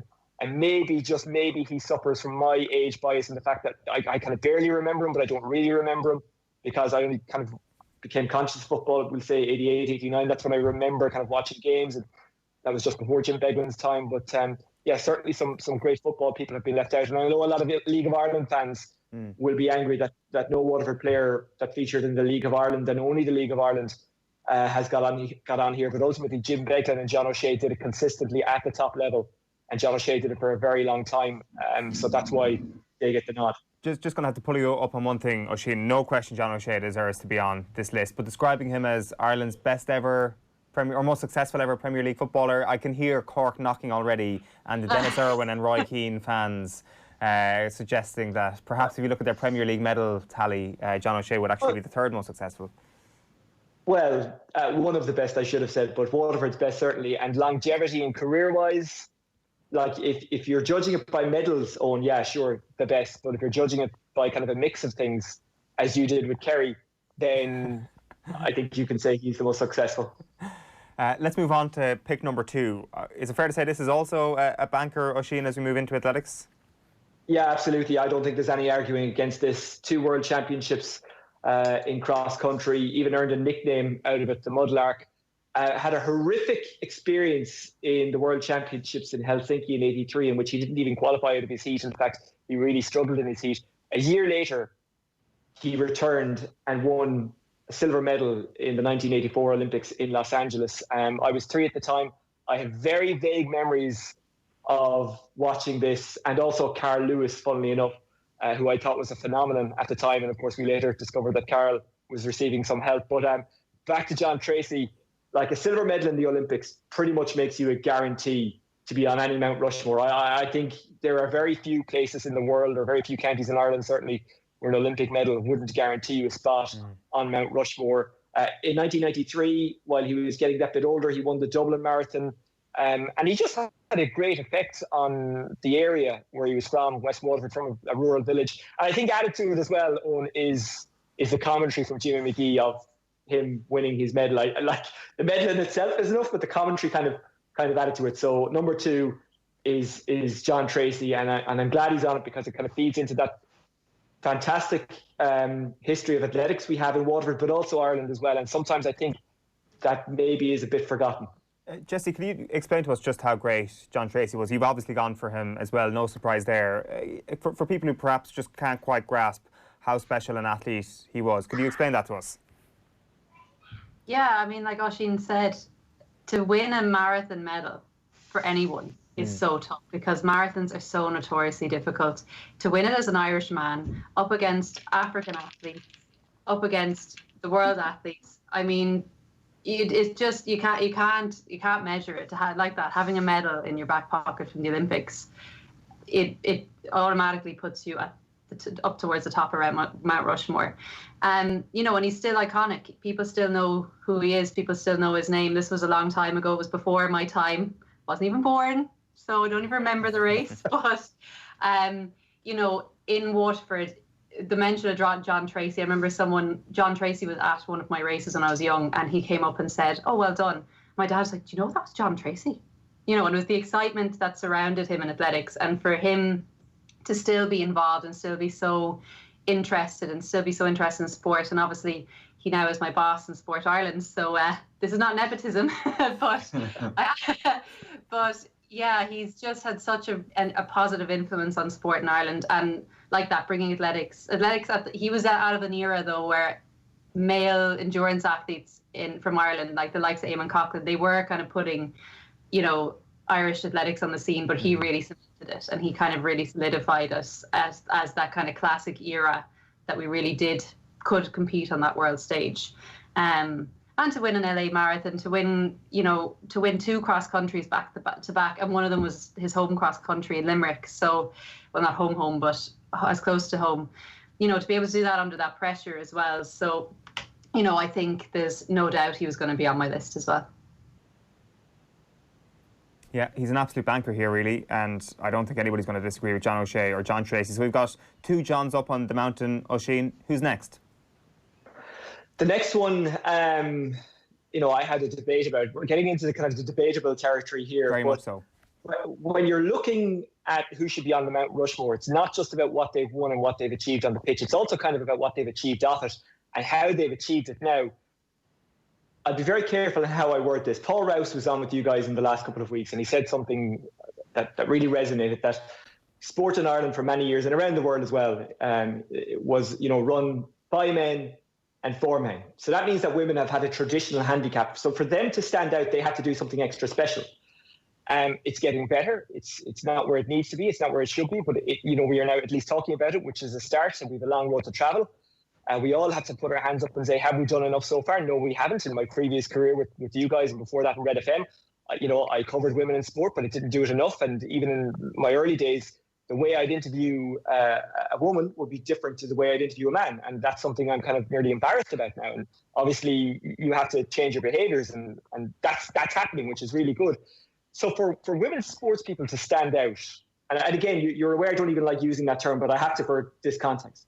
They nearly have to do something extraordinary. They nearly have to change the game. They have to have an effect on the game. And I don't think anyone's had a bigger impact maybe in the sporting zeitgeist in Ireland over the last couple of years, or certainly outside of Katie Taylor. But in a Waterford sense, I think Niamh Briggs has to be up there. You know, a World Player of the Year nominee, a World Championship World Cup semi-finalist, twice a Six Nations winner, should have had more Ireland caps. And it's just a massive influence around the county. I'm not sure if people get that from outside Waterford. Like even like my niece would have just raved about Niamh Briggs when she was young, and she was kind of in that kind of 8-9 bracket when Briggsy was at the zenith of, you know, World Player of the Year nominee, winning Six Nations with Ireland and all that. And my niece, by the way, isn't that into sport, but she knew who Niamh Briggs was. Even like, I think I was in 6th year when Niamh was in 1st year, and there was just this buzz about this kid in 1st year who could do everything. And like even outside of rugby, Niamh was a fantastic ladies footballer, and we've got a great tradition of football in Waterford. Like you think of that great Waterford ladies team of the 90s, and you think of people like Anya Wall, who's got multiple All-Stars, and Michelle Ryan, who only recently retired from county. I don't believe her, by the way. I think she's going to go back. Bella McCarberry, who won something like 38 in a row in Waterford and have won Munster and have won All-Irelands. But Niamh has had a massive impact on sport in Ireland and Waterford. She's a great influence, and even at the moment she's on the front line in her job. She's a member of An Garda Sheahan. Like Jessie, she's a Waterford person marooned in Limerick, but she's just a fantastic person. And the thing is as well, there's a bit of bias here in the sense that, lads, that I know Niamh, she's a pal of mine, I know her family, they're all good people. Her brother was actually part of that Waterford team that won the Munster Under-21 football title, beating Kerry in the final a couple of years ago, but a lot of years ago at this stage, 2003 I think it was, or 2002, I can't remember. Owen, you'll probably remember. But yeah, for me it has to be Niamh, because of the impact she's made, because of the skills she brought, and because of the level she reached. It's a very strong case. Jessie, I think you're going with Niamh Briggs as well. I think you're going toe-to-toe here on the first read. Yeah, no, I think myself and Oisin were on the same page. We weren't colluding or anything, I can promise you that. I think they really are, those three were just such standouts. And I mean, Niamh, you know, as a woman in sport, and I agree with you, Oisin, it's a term I really don't like, because it should be just a female athlete, a male athlete. It shouldn't be women in sport. But look, for what she's done, I mean, she, you know, okay, she wasn't the person who started women's rugby, and wasn't, you know, she's not a Fiona Coughlin, she's not a Nora Stapleton, she wasn't of the original vintage, but was part of that team, and kind of probably the driver that made that team what they were, and how popular they were, and how, you know, how prevalent they were. They were being talked about. You know, to be the first, I'll be member of the first Irish team to beat the All Blacks. You know, it's a pretty, you know, it's an achievement in itself. So, you know, if you're to draw a comparison, she's the Johnny Sexton of, you know, of women's rugby. And I don't think that's an unfair comparison to make. She's, you know, consistently the top scorer in Six Nations and in championships. So, and again, I know Niamh myself from being around UL, and it's not a bias. I think she's, you know, a fabulous person, and having done it all while working as a guard, you know, so I think it's just a testament to her. She's resilient. She's had a huge amount of injury troubles, which I can relate to, but has always come back better. And even when I know from people who train with her, even when she was injured, she was always there. She was never there. And I think like that, okay, she may not have won as many things as maybe a male rugby player has, or maybe not have as many medals to her name, but I think it's what she's done for her sport and kind of the legacy that she kind of created. It can't be overlooked. And she was captain of an Irish team. There's not that many, you know. I think, Jessie, feel free to shoot this point down or take it on or whatever, but I do think that team in general, and you're probably right to say that maybe she wasn't part of that initial kind of vanguard, but certainly that team in general really, history will be very kind to them in the way that they changed the conversation about women's sport in Ireland.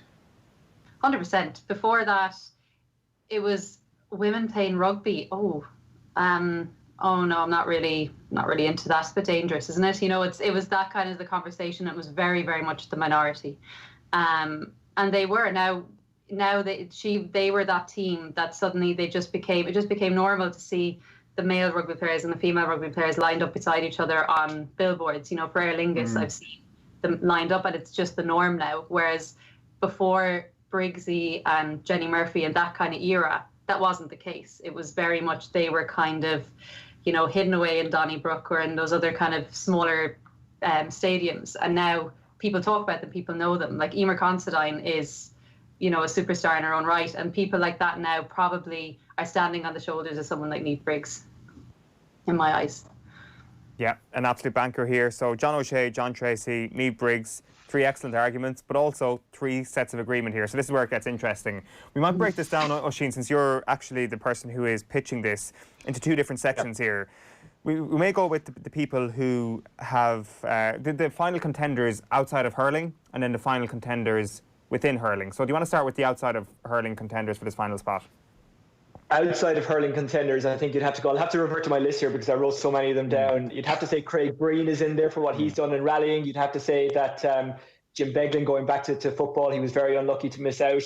The likes of Captain John Ledingham, who represented Ireland in the Olympics and was just a stellar show jumper, and we've got a lot of that in Waterford. You've got Henry de Bromhead, given what he's done in training. I think, you know, he has to be mentioned, and again, not just very good at what he does, but actually a very good guy as well.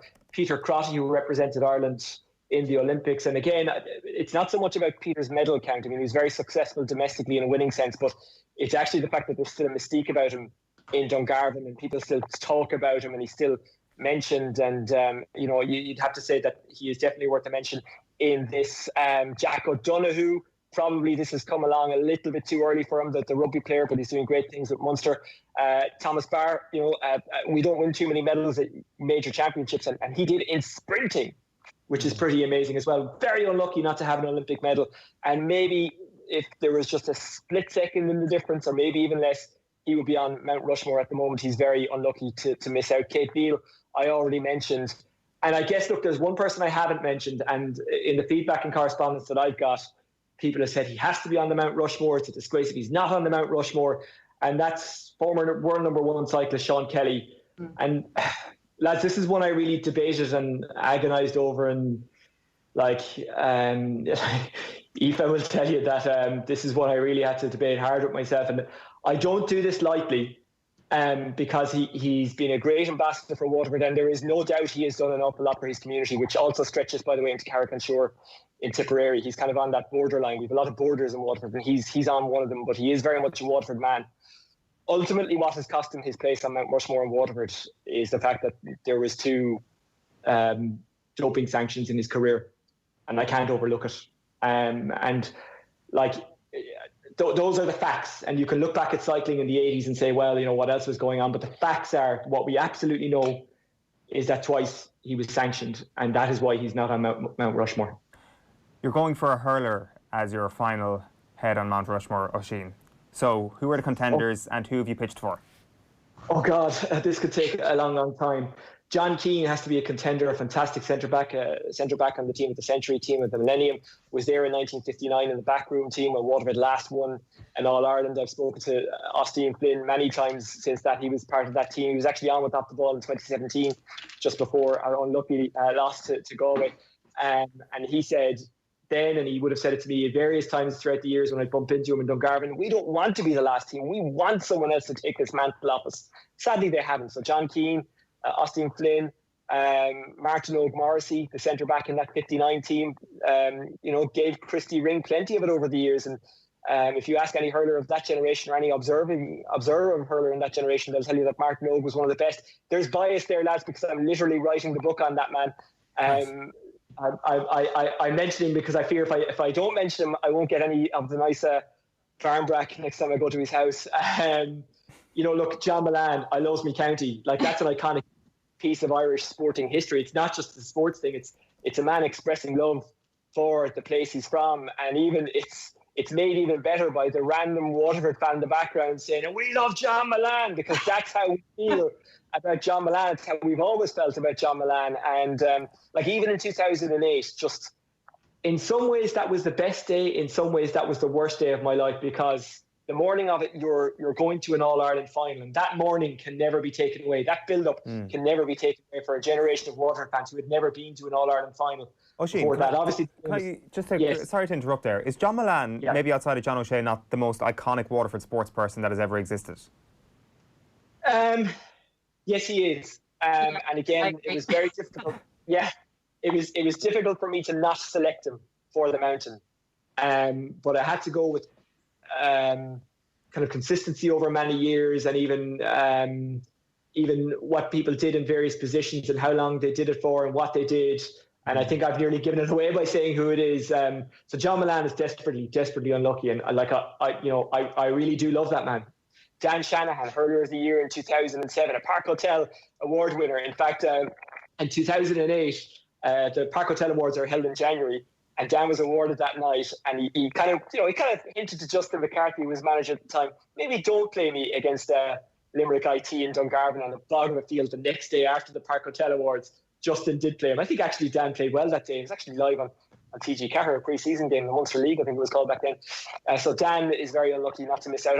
Again, Dan Shanahan is just one of these iconic, amazing figures. And I remember even when my niece was 5 or 6, she used to turn on the heating in the summer just so Dan would have to come around and fill it up with the oil truck, because Dan used to drive around with the oil truck. And there's one story of Dan hopped out of the oil truck in one of the estates in Dungarvan. He saw a kid with a Waterford jersey. A typical Dan, shaper, he's so confident in his own abilities on and off the pitch, and that's what makes Dan. That's one of the reasons I love him. He just said to the uncle, and this is one of these urban myths, so whether it happened or not, I don't know, but let's not ruin the story by admitting it might not have happened. He says to the uncle, "Hey, do you know who I am?" And the uncle says, "I do, and my dad says you're shit." So he was taking down a figure two there. So Dan's unlucky. Tony Brown, desperately unlucky, and this is one I really agonised about, all of these players and whether or not they'd make the list. Tony Brown, desperately unlucky. Michael Brick Walsh, I think any of the managers who worked with him will tell you he just brought something to the dressing room that was needed. He showed the way for players with his dedication and how he lived his life. He only recently retired. If Brick, by the way, had moved to Kerry or Dublin or Cork or Tyrone, he would have walked onto their All-Ireland winning football teams as well. He was that good. Again, another member of that Munster under-21 winning football panel. one of the best club footballers in the country over many years. Was unlucky not to win a Munster club with Stradbally, who are a dual club. So Brick is unlucky not to make it. But the final name and apologies, by the way, to anyone who I may have left out. I'm sure I'm already getting hosed on social media. But the final person on this mountain for me, because of his consistency, because of his skill, because of his work rate, because of what he's done for Waterford, what he will continue to do for Waterford, and because of the way he played hurling while missing teeth, and everyone loved that, it has to be Ken McGrath. Go on, give us the full pitch here on Ken McGrath here, Oisin. What exactly is it about him that separates him from the countless names that you associate with Waterford hurling? His consistency and the fact that he did it in so many positions: centre forward, midfield, centre back. Just was involved in some iconic moments. A multiple All-Star winner, and just always a go-to solid guy. He even played a fullback for Waterford at one stage. Okay, the experiment didn't really work, but he still did it because he wanted his county to win. Was unlucky towards the end of his career with injury. And like the thing is like there are many All-Ireland winners out there who are nameless and faceless. As in, like, there are many people out there who who've won All-Irelands, but people mightn't be able to know them. And that's not to disrespect them. They just mightn't realise who they are. They could walk into a room and people mightn't realise, oh, that guy or girl has 5 All-Irelands. Ken McGrath walks into any room in Ireland, people know who he is. He is that level of kind of iconism, if that's a word. So he just brings something more than just being a legendary hurler or a Munster Championship winner or a league winner. And he came at a time when things just came together for Waterford. Yeah, we didn't win an All-Ireland, and that's a stick used to beat some of these guys. And that's even an argument that people have made in this, that, they never won the big one, so you can't give it to them. No, we can. And I think your level of success matched with your kind of level of the impact you made has to be one of the contributing factors to this. And that's why Ken is on the mountain for me. Totally agree with your reasoning on that. It's amazing. I will bow to your superior knowledge, but I genuinely would have had John Mullane as the most famous hurler outside of perhaps Henry Shefflin of the 2000s. And if John Mullane walked into a room, from my kind of un-Waterford perspective, I just feel that he would be more recognisable than anybody else outside of John O'Shea in Waterford sport. So it's interesting that you've gone for Ken McGrath. Jessie, what's been your response to this love letter to Waterford hurling from Oisin, and has he swayed you on your Mount Rushmore? Unfortunately, you know what, I could just sit here and listen to Oisin. He's like an encyclopedia of Waterford sports knowledge. It's amazing. He hasn't swayed me though. I will say my honourable mention would have been John Mullane. I'm mixing the two of them. You can mix the two of them and be the ultimate hurler. But John Mullane would have been my honourable mention. He just got pipped. For me, out of the hurlers, he was the most recognisable for me. I have a friend who is a John Mullane obsessive. Siobhan, she's in Australia. She may be tuned in. Obsessed with John Mullane. She has a teddy with John Mullane's face who travels everywhere with her.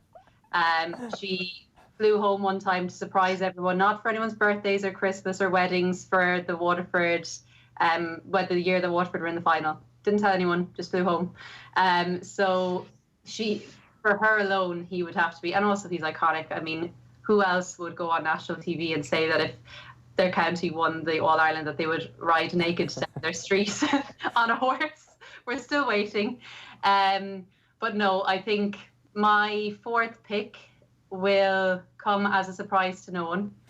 I would challenge anyone who has a sibling in their family or someone in their family who has missed out on a medal an Olympic medal, an Olympic sprint medal, in probably one of the most competitive events in the athletics calendar at the moment. I would challenge anyone who has a sibling who just missed out on a medal in the Olympics to not put them on the list and be able to sit with them at a Christmas dinner. So it will come as no surprise that my younger brother Thomas is my fourth pick. And I'm not just saying that because of the blood ties. Even if he wasn't related to me, I would still be arguing for him. Even if I wasn't in athletics, I probably would still argue for him. And this has nothing to do with who he is or him being my brother or with the fact we share a birthday or anything like that. if you look at what he's done, so he came fourth in Rio. He missed out by just under half a second. Had he competed 4 years earlier, 8 years earlier, 12 years earlier, he would have an Olympic medal. He'd have a silver from London, a silver from Beijing, or a bronze from Athens. So we already said John Tracy automatically is on it with an Olympic medal. Thomas, had he been a little bit older, would have an Olympic medal. Now, it's very easy to say, oh yeah, but you can only race who was there on the day. But that Olympic final was one of the fastest fourth places that's ever been. You know, it was just an unlucky year that he was in it. He's up against an athlete called Karsten Warholm, who he actually beat that year. I looked up his rankings there yesterday. He's actually in the top 50 in the world all-time list. So we don't have many athletes, probably in Ireland, who are in the world all-time top 50 times of ever. You know, he is one of only 10 Irish athletes to win a European Championship medal, and the other 9 include Sonia O'Sullivan, who without a doubt is on this list. Then other famous names, Rob Heffernan, Dervla O'Rourke, Eamon Coughlin. You know, he joins a really, really prestigious list of Irish athletes. So, you know, it's going to be really, really hard to argue on my point why I wouldn't put him on the list. You know, he's the first Irish male sprinter in 84 years to win a European Championship medal. And I know I'd say every single person at home here is sitting going, bias, of course it's bias, of course she's going to say him. But I just think in athletics, it's the most global sport. It's played by it's competed in by 215 countries. Soccer is only played by 211. I did that research essay to make sure I didn't get it wrong. So it is the most global sport. The 400 meter hurdles, the athletes he competes against and is regularly in the top 10 with, there's going to be one of them who's going to break the world record, which is one of the oldest world records in the books in athletics, the men's 400 meter hurdles. He's up against people who have been challenging that consistently for the last 2 years, and he's with them in finals all the time. So to be competing that consistently at that level, to kind of go through the injuries that he has. And also he's a really good, I think he's, you know, for to talk about outside of it, I think he's a really good representative of sport in Ireland, not just in Waterford. You know, everyone will remember that day in Rio. I'll never forget it, crying on national TV. My first time appearance on national TV, and I cried. But I think a lot of people shared that sentiment. It was the whole country came together behind him. No one could kind of have any naysayers. He's a very, very popular athlete. He has the most fantastic smile that I keep hearing about. But he's just a really good ambassador for what a normal kind of guy who's done well is. And I think, you know, I'm probably sound emotional here. I feel a bit emotional. And if he's watching, he's probably going, what are you talking about? Shut up, Jessie. But I really do believe he should be on our Mt Rushmore. And he's not finished yet either. He's still competing. There's an Olympics next year, which he has a fire in his belly for that he wouldn't have had this pandemic happened. He's really eager to be back in that final. So he's not even done yet. So for that reason, he is my nomination for the Mt Rushmore. A very, very strong case, to say the least. Yes. There, I think it's as much to do with the attachment to athletics as the attachment to him as your brother, to be honest. Like, I mean, what you've outlined there is kind of from your knowledge of the sport, it just puts into perspective what his achievements really have been, and it's the sprinting thing. I think sometimes we have a tendency to kind of throw all athletics together and don't quite appreciate just how unlikely it has been for a success story in sprinting in Ireland. Oisin, just to recap, your final 4 has been John O'Shea, John Tracy, Niamh Briggs and Ken McGrath. Jessie will get the opportunity to change one of them and put in her pick, which, as you can tell, is going to be Tom Barr. Are you set in your final 4, Oisin? For example, if you want to ensure that a hurler makes it, you might have to add in 2 hurlers here at this point. I don't want to be putting words in your mouth, but are you happy with your final list anyway? I'm very happy with my final list, and to argue against Jessie's selection is not to disrespect Jessie's selection. And like everything she said is accurate, but the thing is one of the measurements I've used is what impact this sports person has on the county. And like the Waterford hurlers mobilise the county every summer, and you know they move en masse to Thurles and Cork, and luckily enough we've been able to play home games over the last couple of years, and when crowds are allowed back in, hopefully we will again in Walsh Park or Fraher Field. But I won't change my selection because of the impact and longevity of Ken McGrath, what he's done. He was the top of what he did for a long time. I appreciate that hurling at the Liam McCarthy level is only played in a limited amount of counties. It's not even Irish-wide, let alone worldwide. But because of all the reasons I've outlined, I'm absolutely 100% not changing my record. And look, maybe Tom runs his way into this eventually. And as Jessie has said, in other years, he would have won an Olympic medal. And for me, an Olympic medal makes you an automatic on Mount Rushmore. But the fact is at the moment, despite everything he's done, and he's a great athlete and a great guy, I just cannot change my Mount Rushmore. Maybe when that Olympic medal comes in Tokyo. Yeah, possibly. In fairness, the current athlete thing has counted against people in this case. I think you're actually using it as a positive for Tom in this case, Jessie. So John O'Shea, John Tracy, Niamh Briggs and Ken McGrath, you now have the opportunity, Jessie, to take one of those names off and add in a name of your choosing. Are you going to do that? I'm going to be so unpopular. And I'm actually back living in Waterford. I moved back here for the first time in 12 years last year, so I'm going to be very unpopular. Thank God we can't go too far around our... I'm not going to be... I might have to go back into lockdown. The bad news is they're all from Waterford. I'm going to have to put Thomas on the list, and I'm going to have to take Ken McGrath off.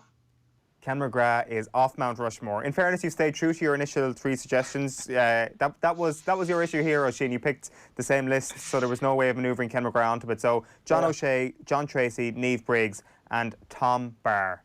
That is the final list. Are you happy, folks? No. No. Not at all. No. And by the way, I would say that Sean Kelly is...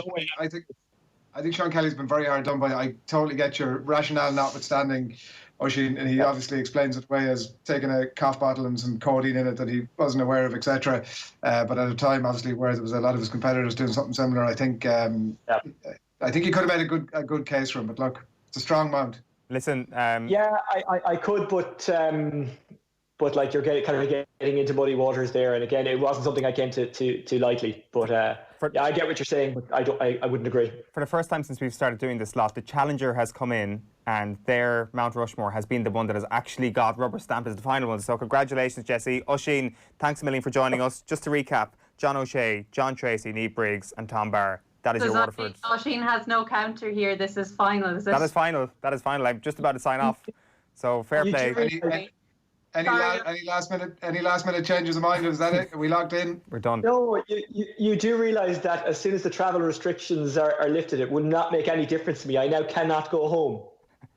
No, I think I can't leave my home. I think that's the difference. You fought. Thanks a million, folks. Cheers for hopping on the call this morning. That's Jessie Barr and Oisin Langan. And just to recap again, it's John O'Shea, John Tracy, Niamh Briggs, Tom Barr, Waterford's Mount Rushmore. OTB AM's Mount Rushmore. Edition, what are we, 21, 22 into the situation here now? So we've got about 3 or 4 more weeks of it, or no, 6 more weeks or thereabouts of it, and then we're done. We are talking Premier League next with Phil Egan. First, here is a taste of Matt Doherty's chat with Nathan Murphy, which you can find on the OTB Sports app. I just guess that he just wouldn't say it. I don't think he would say it if. See, my dad's not a liar. He would never say. He would just say nothing. Right. So like I remember when we were growing up, I used to play badly, or not badly, but just not play that well. I used to dread getting in the car on the way home because I just knew his first question would be like, so how do you think you played? When I already know he doesn't think I played well, and then he would tell me what needs to be. No, I need to do better. I need to be show more aggression, stuff like that, etc. So I don't know. Like he would say nothing. But he must have just had an eye. He must have seen that I was able to play. He must have thought, well, you are good enough to go and play as high as you can. I don't know. I think he's got a good eye for seeing it, because when I was younger playing for Belvedere, and obviously Robbie and Jeff were playing for St Kevin's and Belvedere, and through the whole age group, this is like him. He said this to me when I was like 16. I even remember he goes, you, Jeff and Robbie will be the ones from this whole age group who go across and make it abroad, and we're the 3 that have done it. People have obviously got across and they've played a little bit, but we were the 3 that he said would really have a go at it, and he's been proved right. Really, I know John Egan played, but he wasn't playing in our league. Just in our league at the time. Yeah, he wasn't in the DDSL at the time. Yeah. Okay, so today at midday, we're going to have another edition of Know Your Football, where you'll have the chance to win the rollover prize of €2,000. 15 football-related questions, and all you have to do to win is answer all 15 correctly. Keep an eye on our social channels throughout the week to find out how to register to play. Know Your Football is brought to you in association with Paddy Power. Check out paddypower.com for their great offers, and always gamble responsibly. If you don't win the money today, you'll have the chance to prove that you're smarter than Phil Egan at Football Knowledge. Phil Egan, how are you? I'm good. How are you doing? Very well. Before our lunchtime quiz today, you have the task of setting the scene for the resumption of the Premier League. You've got the tricky task of going through Newcastle, Norwich and Sheffield United today, Phil. We may as well go in alphabetical order and start with Newcastle United. We've been going through the best case and the worst case scenarios for all of these clubs. The best case scenario for Newcastle is what happens off the pitch, I presume. Yeah, and I mean, even that, you could argue, is it the best case scenario being taken over by a Saudi billionaire? I mean, obviously Newcastle fans want to change, because one thing we've seen under Steve Bruce is it's pretty similar to what it was like under Rafa Benitez in terms of the style of play. You know, they have a few decent players, but it's not great to watch. They've had a few good results this season where they've beaten United, they drew at City, they beat Spurs, and obviously Steve Bruce is a fairly underwhelming choice as manager before the season started, because the Newcastle fans adored Rafa Benitez, but his relationship with Mike Ashley broke down. So when Steve Bruce came in, a lot of people had him up at the top of the list for who's going to be the first manager to be sacked. Then they obviously lose their first couple of games, including a defeat away to Norwich, and you think this isn't going to go so well for Steve Bruce. Then they had that win against Tottenham. So he steadied the ship. Actually, has them in a better position at this stage of the season, 29 games in, 4 points better off than they were under Rafa Benitez. Now, they finished quite well under Benitez, but you don't really know if you're Steve Bruce, if there's the takeover, it's hard to see that he's going to be there next season. But if the takeover doesn't happen, we might find out a bit more on it, because I know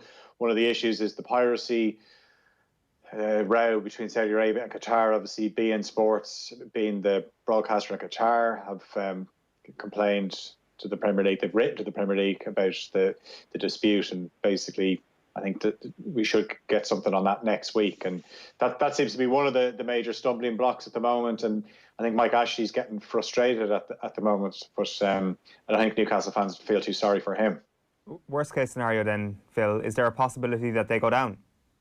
I don't think so. No, they've got a bit of wiggle room there. They're 8 points above the relegation zone, so they should be okay. You think that even though they're only 8 points above the relegation zone, you're dependent on the teams below them to pick up enough points to overtake them, and maybe the fact that there's just enough teams between them and the relegation zone, they should be okay. But they'll probably just stumble over the line, and that's another season done, and then it's really a case of wait and see what happens in terms of the takeover. Next club then is Norwich City, and it's kind of the opposite question for the best case scenario here, Phil. Is there any chance they can stay up? No, unfortunately. I think their best case scenario actually probably is, aside from the Premier League, it's the FA Cup. They're in the quarterfinals of that. Obviously, they knocked out Tottenham. They play Manchester United later this month, and they'd be looking at that. They're 6 points from safety. They had that great win against Leicester in their second last game before the league was put on hold. But they were everyone's. When we picked 3 at the start of the season to go down, Norwich were in everyone's 3, because they made no bones about the fact that they were going into the Premier League. They weren't going to spend. They were going to do what Burnley did a few years ago, where Burnley came up under Sean Dyche and didn't spend much, went down, but then actually spent money. They were able to go and buy Andre Gray at the time, who they got from Brentford, got promoted back to the Premier League, and they've been in the Premier League since. And Norwich were looking at that model. Unfortunately for Norwich, though, because of what's happened with COVID-19, their model would have been based on all the revenue they would have got from this season. And that's gone now, a lot of it, because of what's happened, and clubs are out of pocket. Now, they'll go down to the Championship. Looks like, that squad would be good enough to compete in the Championship. How many of those players will they lose? I don't think they'd actually lose that many, because maybe you're looking at Todd Cantwell, someone like that. Maybe some clubs are looking at him. In terms from an Irish point of view, you'd imagine if they go down to the Championship, it's good, and because Adam Ida is probably going to get more game time. You know, he's got a little bit of action in the FA Cup, and you'd imagine he'll get more game time in the Championship. Pukki has scored 11 goals this season, but you know, despite that hat-trick that he scored against Newcastle early in the season, and obviously he scored at Anfield in the opening night of the season as well, you know, he is that kind of player where, you know, he'd be a really good Championship striker, probably just not good enough for the Premier League. Really? You don't think Pukki could get a move to a mid-table Premier League club and score a dozen goals a season, no? Well, I mean, talk to Celtic fans about Pukki. You know, he didn't exactly light it up in the SPL when he was there. And, you know, look, he was brilliant in the Championship, and it looked like he was going to keep that going. Yeah, look, maybe if he goes to a better club and he gets more opportunities, he could be somebody that other clubs would look at. But the thing as well is, if you're a Premier League defender and you play against Pukki in one season, the second season you start to work these players out a bit. It's true. I guess as well, with a team going down this year, you have the situation about a potentially limited transfer window, given the seasons are going to be so close, and maybe any clubs worried about an exodus after going down, they might get away with one or two less sales this summer, which could be a positive for those going down. Sheffield United is the last one we want to touch on today, Phil. We'll get into the best case scenario here, which is obviously the upper echelons of Europe. How realistic is that? Do you know what? I mentioned Norwich were probably in everyone's three. Sheffield United were in my three. I was looking at this squad thinking, where are the goals going to come from? And actually, that's turned out to be the case. But they've the second best defence in the Premier League. Only Liverpool have a better defence than them. So that's why they're doing so well. They're hard to beat. Even games they've lost, you really have to work for it. I think back to when Liverpool beat them at Anfield, City beat them at the Etihad over the Christmas period, and both those games were won by 2-goal margins, but both Liverpool and City were made to work really hard for it. And I think if Jurgen Klopp wasn't going to win the league with Liverpool, Chris Wilder is your manager of the season. It's unbelievable. When he took over, they were in League One, lost a few games at the start, gets them promoted, then gets them promoted from the Championship, and he pretty much said to them this season, look, a lot of clubs come up from the Championship and they just think about survival and maybe play with a bit of fear. But he said, we can't do that. We have to embrace it, show no fear. And what he's got a group of players that, and look, I'm sure this is the case for a lot of footballers, that there's rejection. But some of these guys were down in the third tier of English football, including someone like Enda Stevens. And, you know, when you've got players like that get to the Premier League, they don't want to give that up. And look, it'll be hard to replicate that next season because, you know, he's stuck with the same group of players, but we got a little brief insight maybe with the spending in January when they brought in Sander Berg that they are probably going to add to their squad. So what will that do? But they still lack goals. You're looking at their top scorers around 5 goals, Mousse and John Fleck. David McGoldrick was a revelation for them in the Championship last season. Hasn't scored in the Premier League this season. But I think they'll still come up short in terms of Champions League, even though if they were to win against Aston Villa next week when the season kicks off again, they're up to 5th. They're ahead of United, which is unbelievable. And 5th could be good enough for Champions League, depending on what happens with Manchester City's case in the Court of Arbitration for Sport. But I still think with the 9 games to go they've got 10 games to go. But I think eventually the lack of goals would probably catch up with them. But they could still get a Europa League spot, which would be unbelievable. But then how do they juggle the Europa League and the Premier League next season? So it's, but as I said, if it wasn't for Jurgen Klopp, Chris Wilder is your manager of the season.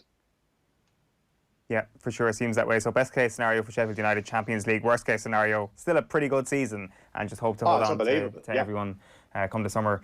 Well, it is the summer right now. Come the transfer window, I should say. Phil Egan, a pleasure. Enjoy the weekend. Thanks a million. Cheers, guys. Phil Egan there on the line. Our best case, worst case scenarios from the Premier League continues on Monday. We're almost done there, Adrian. Just a quick word. We never got your take on the Waterford Mount Rushmore. The final selection. Sean Kelly. Would you put Sean Kelly up there? No. Why? I think Oisin outlined pretty much why Sean Kelly. But like they were like, look, fair enough, and you can get into the ins and outs of it. But like in terms of iconic Irish sports people through the years, he's got his defence of it. But I think and the point being that like it was a level playing field.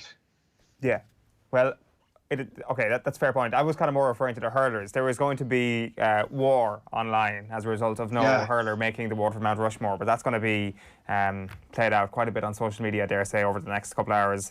Adrian, enjoy the weekend. We've got one more piece to play out with, though, before we wrap up at 10 o'clock this morning. And by the way, if you're one of those people missing your dose of gridiron news, game reaction and analysis, be sure to sign up to our American football newsletter, OTB Club Gridiron.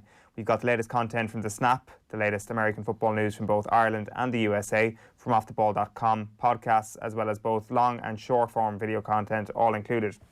You can subscribe at offtheball.com/Club Gridiron and enjoy all that OTB Club Gridiron has to offer. Up next, we got the chance to catch up with Armando Bo. He is the Argentinian filmmaker and part of the Oscar-winning writing team behind Birdman. He discussed El Presidente. This is his new dramedy series about the international football corruption, and the show is available on Amazon Prime. Okay, so El Presidente is the brand new show on Amazon based on the 2015 FIFA corruption scandal, and I'm delighted to say that creator of the show, Armando Bo, is with us on the line. Armando, great to see you. How are you doing? I'm pretty well. I'm here really motivated about launching the show. You know, we are launching it in 200 countries, you know, in the world. And I'm fourth generation of filmmaker. And my grandfather used to go cinema by cinema selling, you know, a movie. You know, and in a way, it's pretty amazing what's happening in the world. You know, how the boundaries are kind of blurred, and suddenly people reading subtitles, and in a way, we are experiencing something really interesting about the show and the moment that we are living in this pandemic. In a way, that people need to see things, and it's really exciting.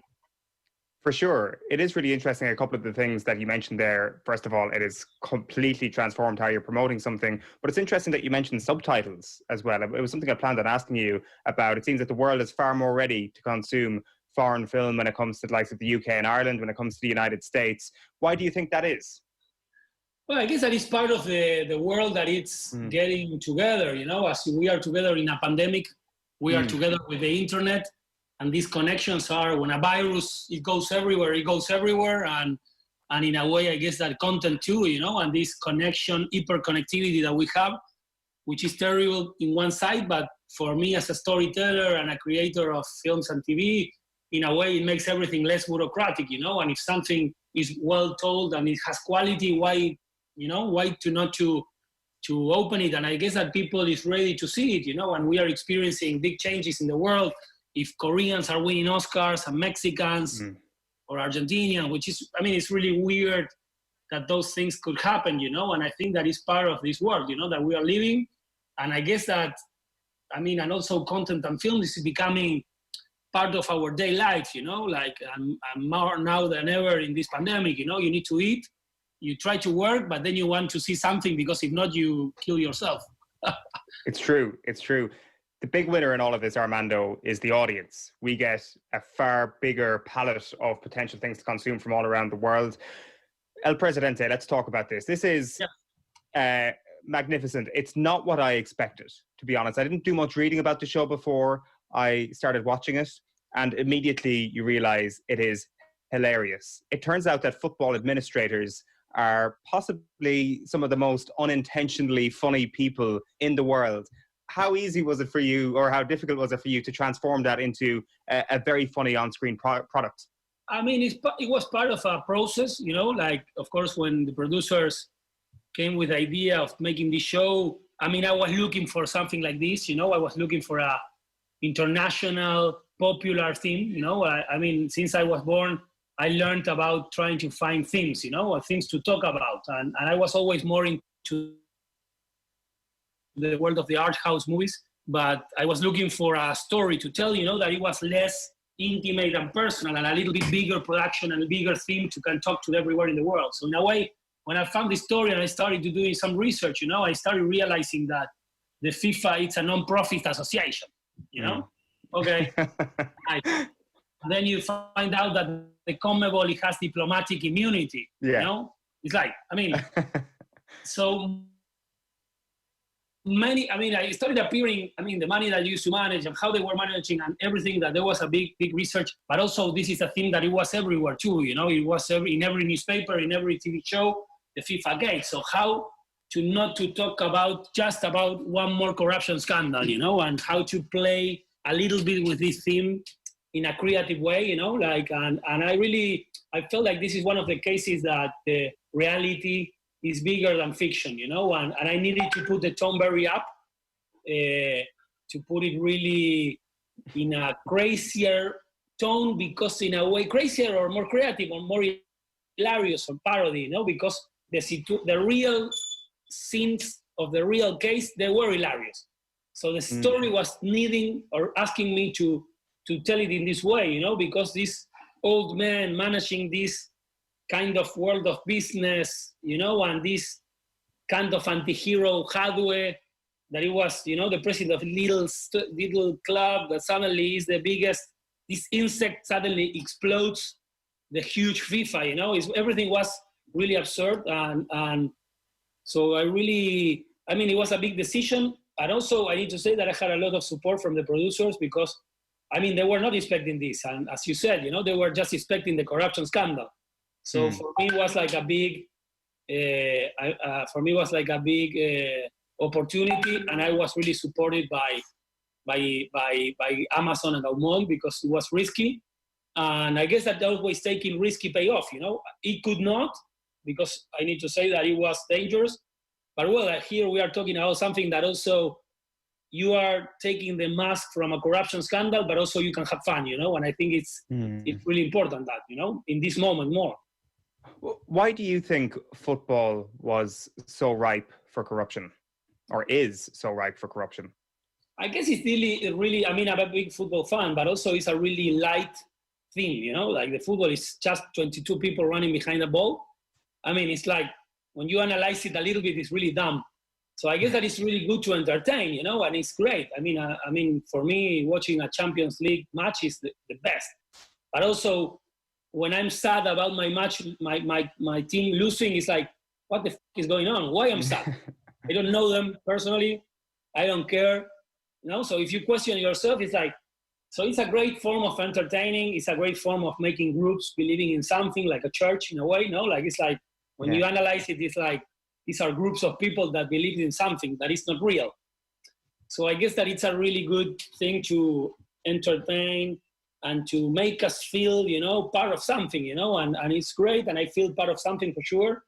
But in the other side, it's pretty amazing, how this sport evolved and how big it became as a business, and I guess that we are experiencing a little bit of how big it became soccer, but how small it became social health in a way, when you see what's going on with the virus, if every country or every company would be investing more in health than in sports, we will be more ready for what is going on, no? I guess I'm being ironic but being realistic to it. Well, I get the irony in what you're trying to put across, but there is a truth in that, to achieve that irony. There is a truth in the fact that there was such an effort to get football back immediately as soon as it left our football pitches, like from the Bundesliga. You need someone to talk about something. It's good for people to forget about things, because if not, they will start thinking about important things. For sure. I think part of this as well over the last couple of decades is emblematic of how corruption was ripe in FIFA, or how it was ripe to be corrupt in FIFA. In your character, Sergio Hadwe, I should say, not even in your character, in the real character that is Hadwe, and how he's represented in this sort of growth of the small town football administrator who became a pretty big deal in his own country. I think that's a very interesting theme to explore, because not only was it the growth of an administrator around this time, it was the growth of a global game. And with that must have just come spectacular levels of ego from the administrators. And I wonder if that is the root of the problems that FIFA faced, that these guys got pretty big for their boots. They looked at the stars on the pitch and they saw themselves as stars as well. Well, I guess that it's something that we talk in the show, like Grondona was really, really low profile, I need to say that he wasn't like a millionaire, like you don't know his money, it's not but he had so much power, and for sure, I guess that there is ego for sure always, you know. But I guess that also there was a lot of improvisation, you know. This business, it was created with the minds thinking on how to sell things to the people, you know. It's the rules of marketing, you know. They sold the players that they are geniuses, and they sold us this new game in a big way. And again, it's not different of all other brands, you know. It's not different about how everything is on sale too in the world, you know. And I guess that it's part of this, you know. That's why, in a way, I think for me it's interesting to have fun, you know. These not well prepared people, not so smart, they are making tons of money, you know. And in a way, I need to say that, again, I'm a fan of football. I love to see Messi. He's my idol. And it's one of the most important things for me to win the World Cup again, if I could, I hope. But in the other side, when you analyze it, it's hilarious what it happened, you know, and it's really absurd.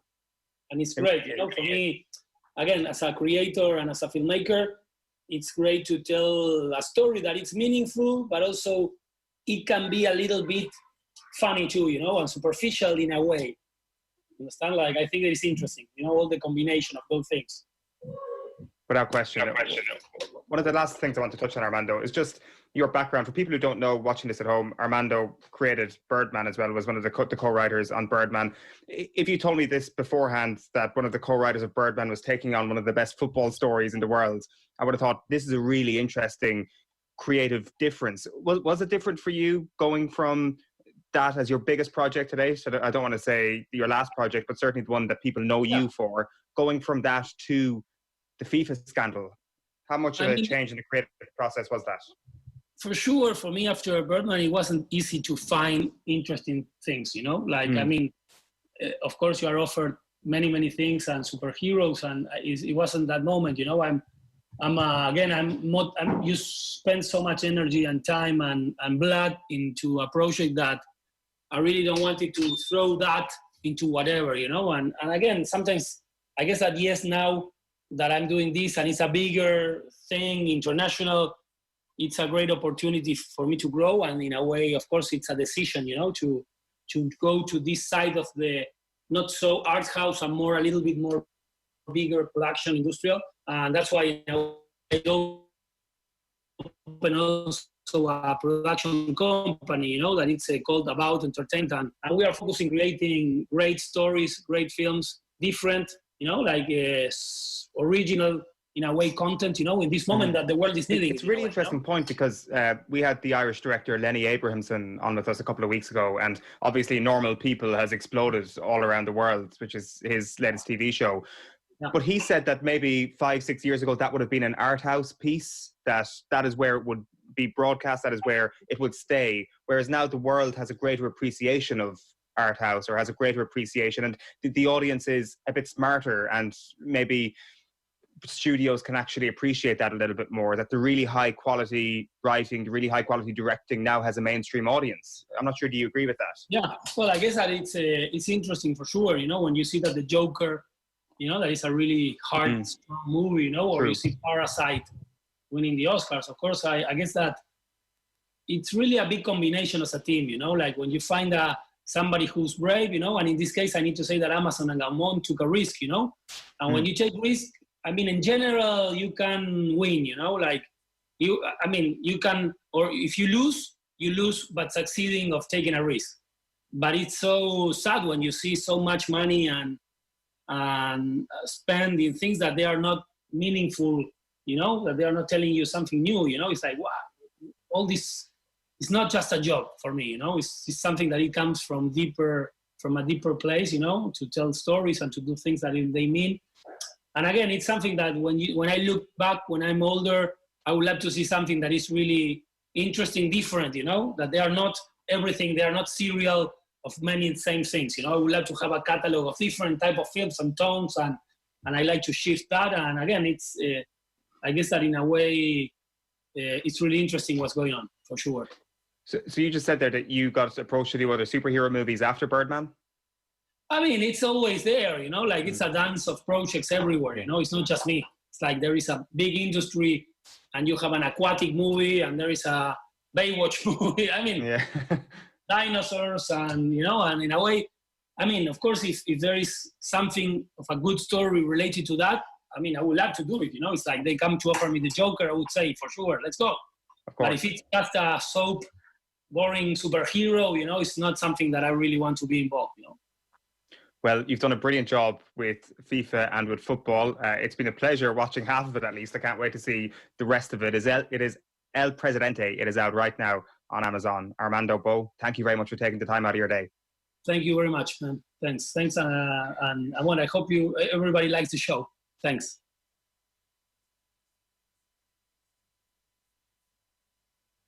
OTB AM. This is OTB Sports Radio.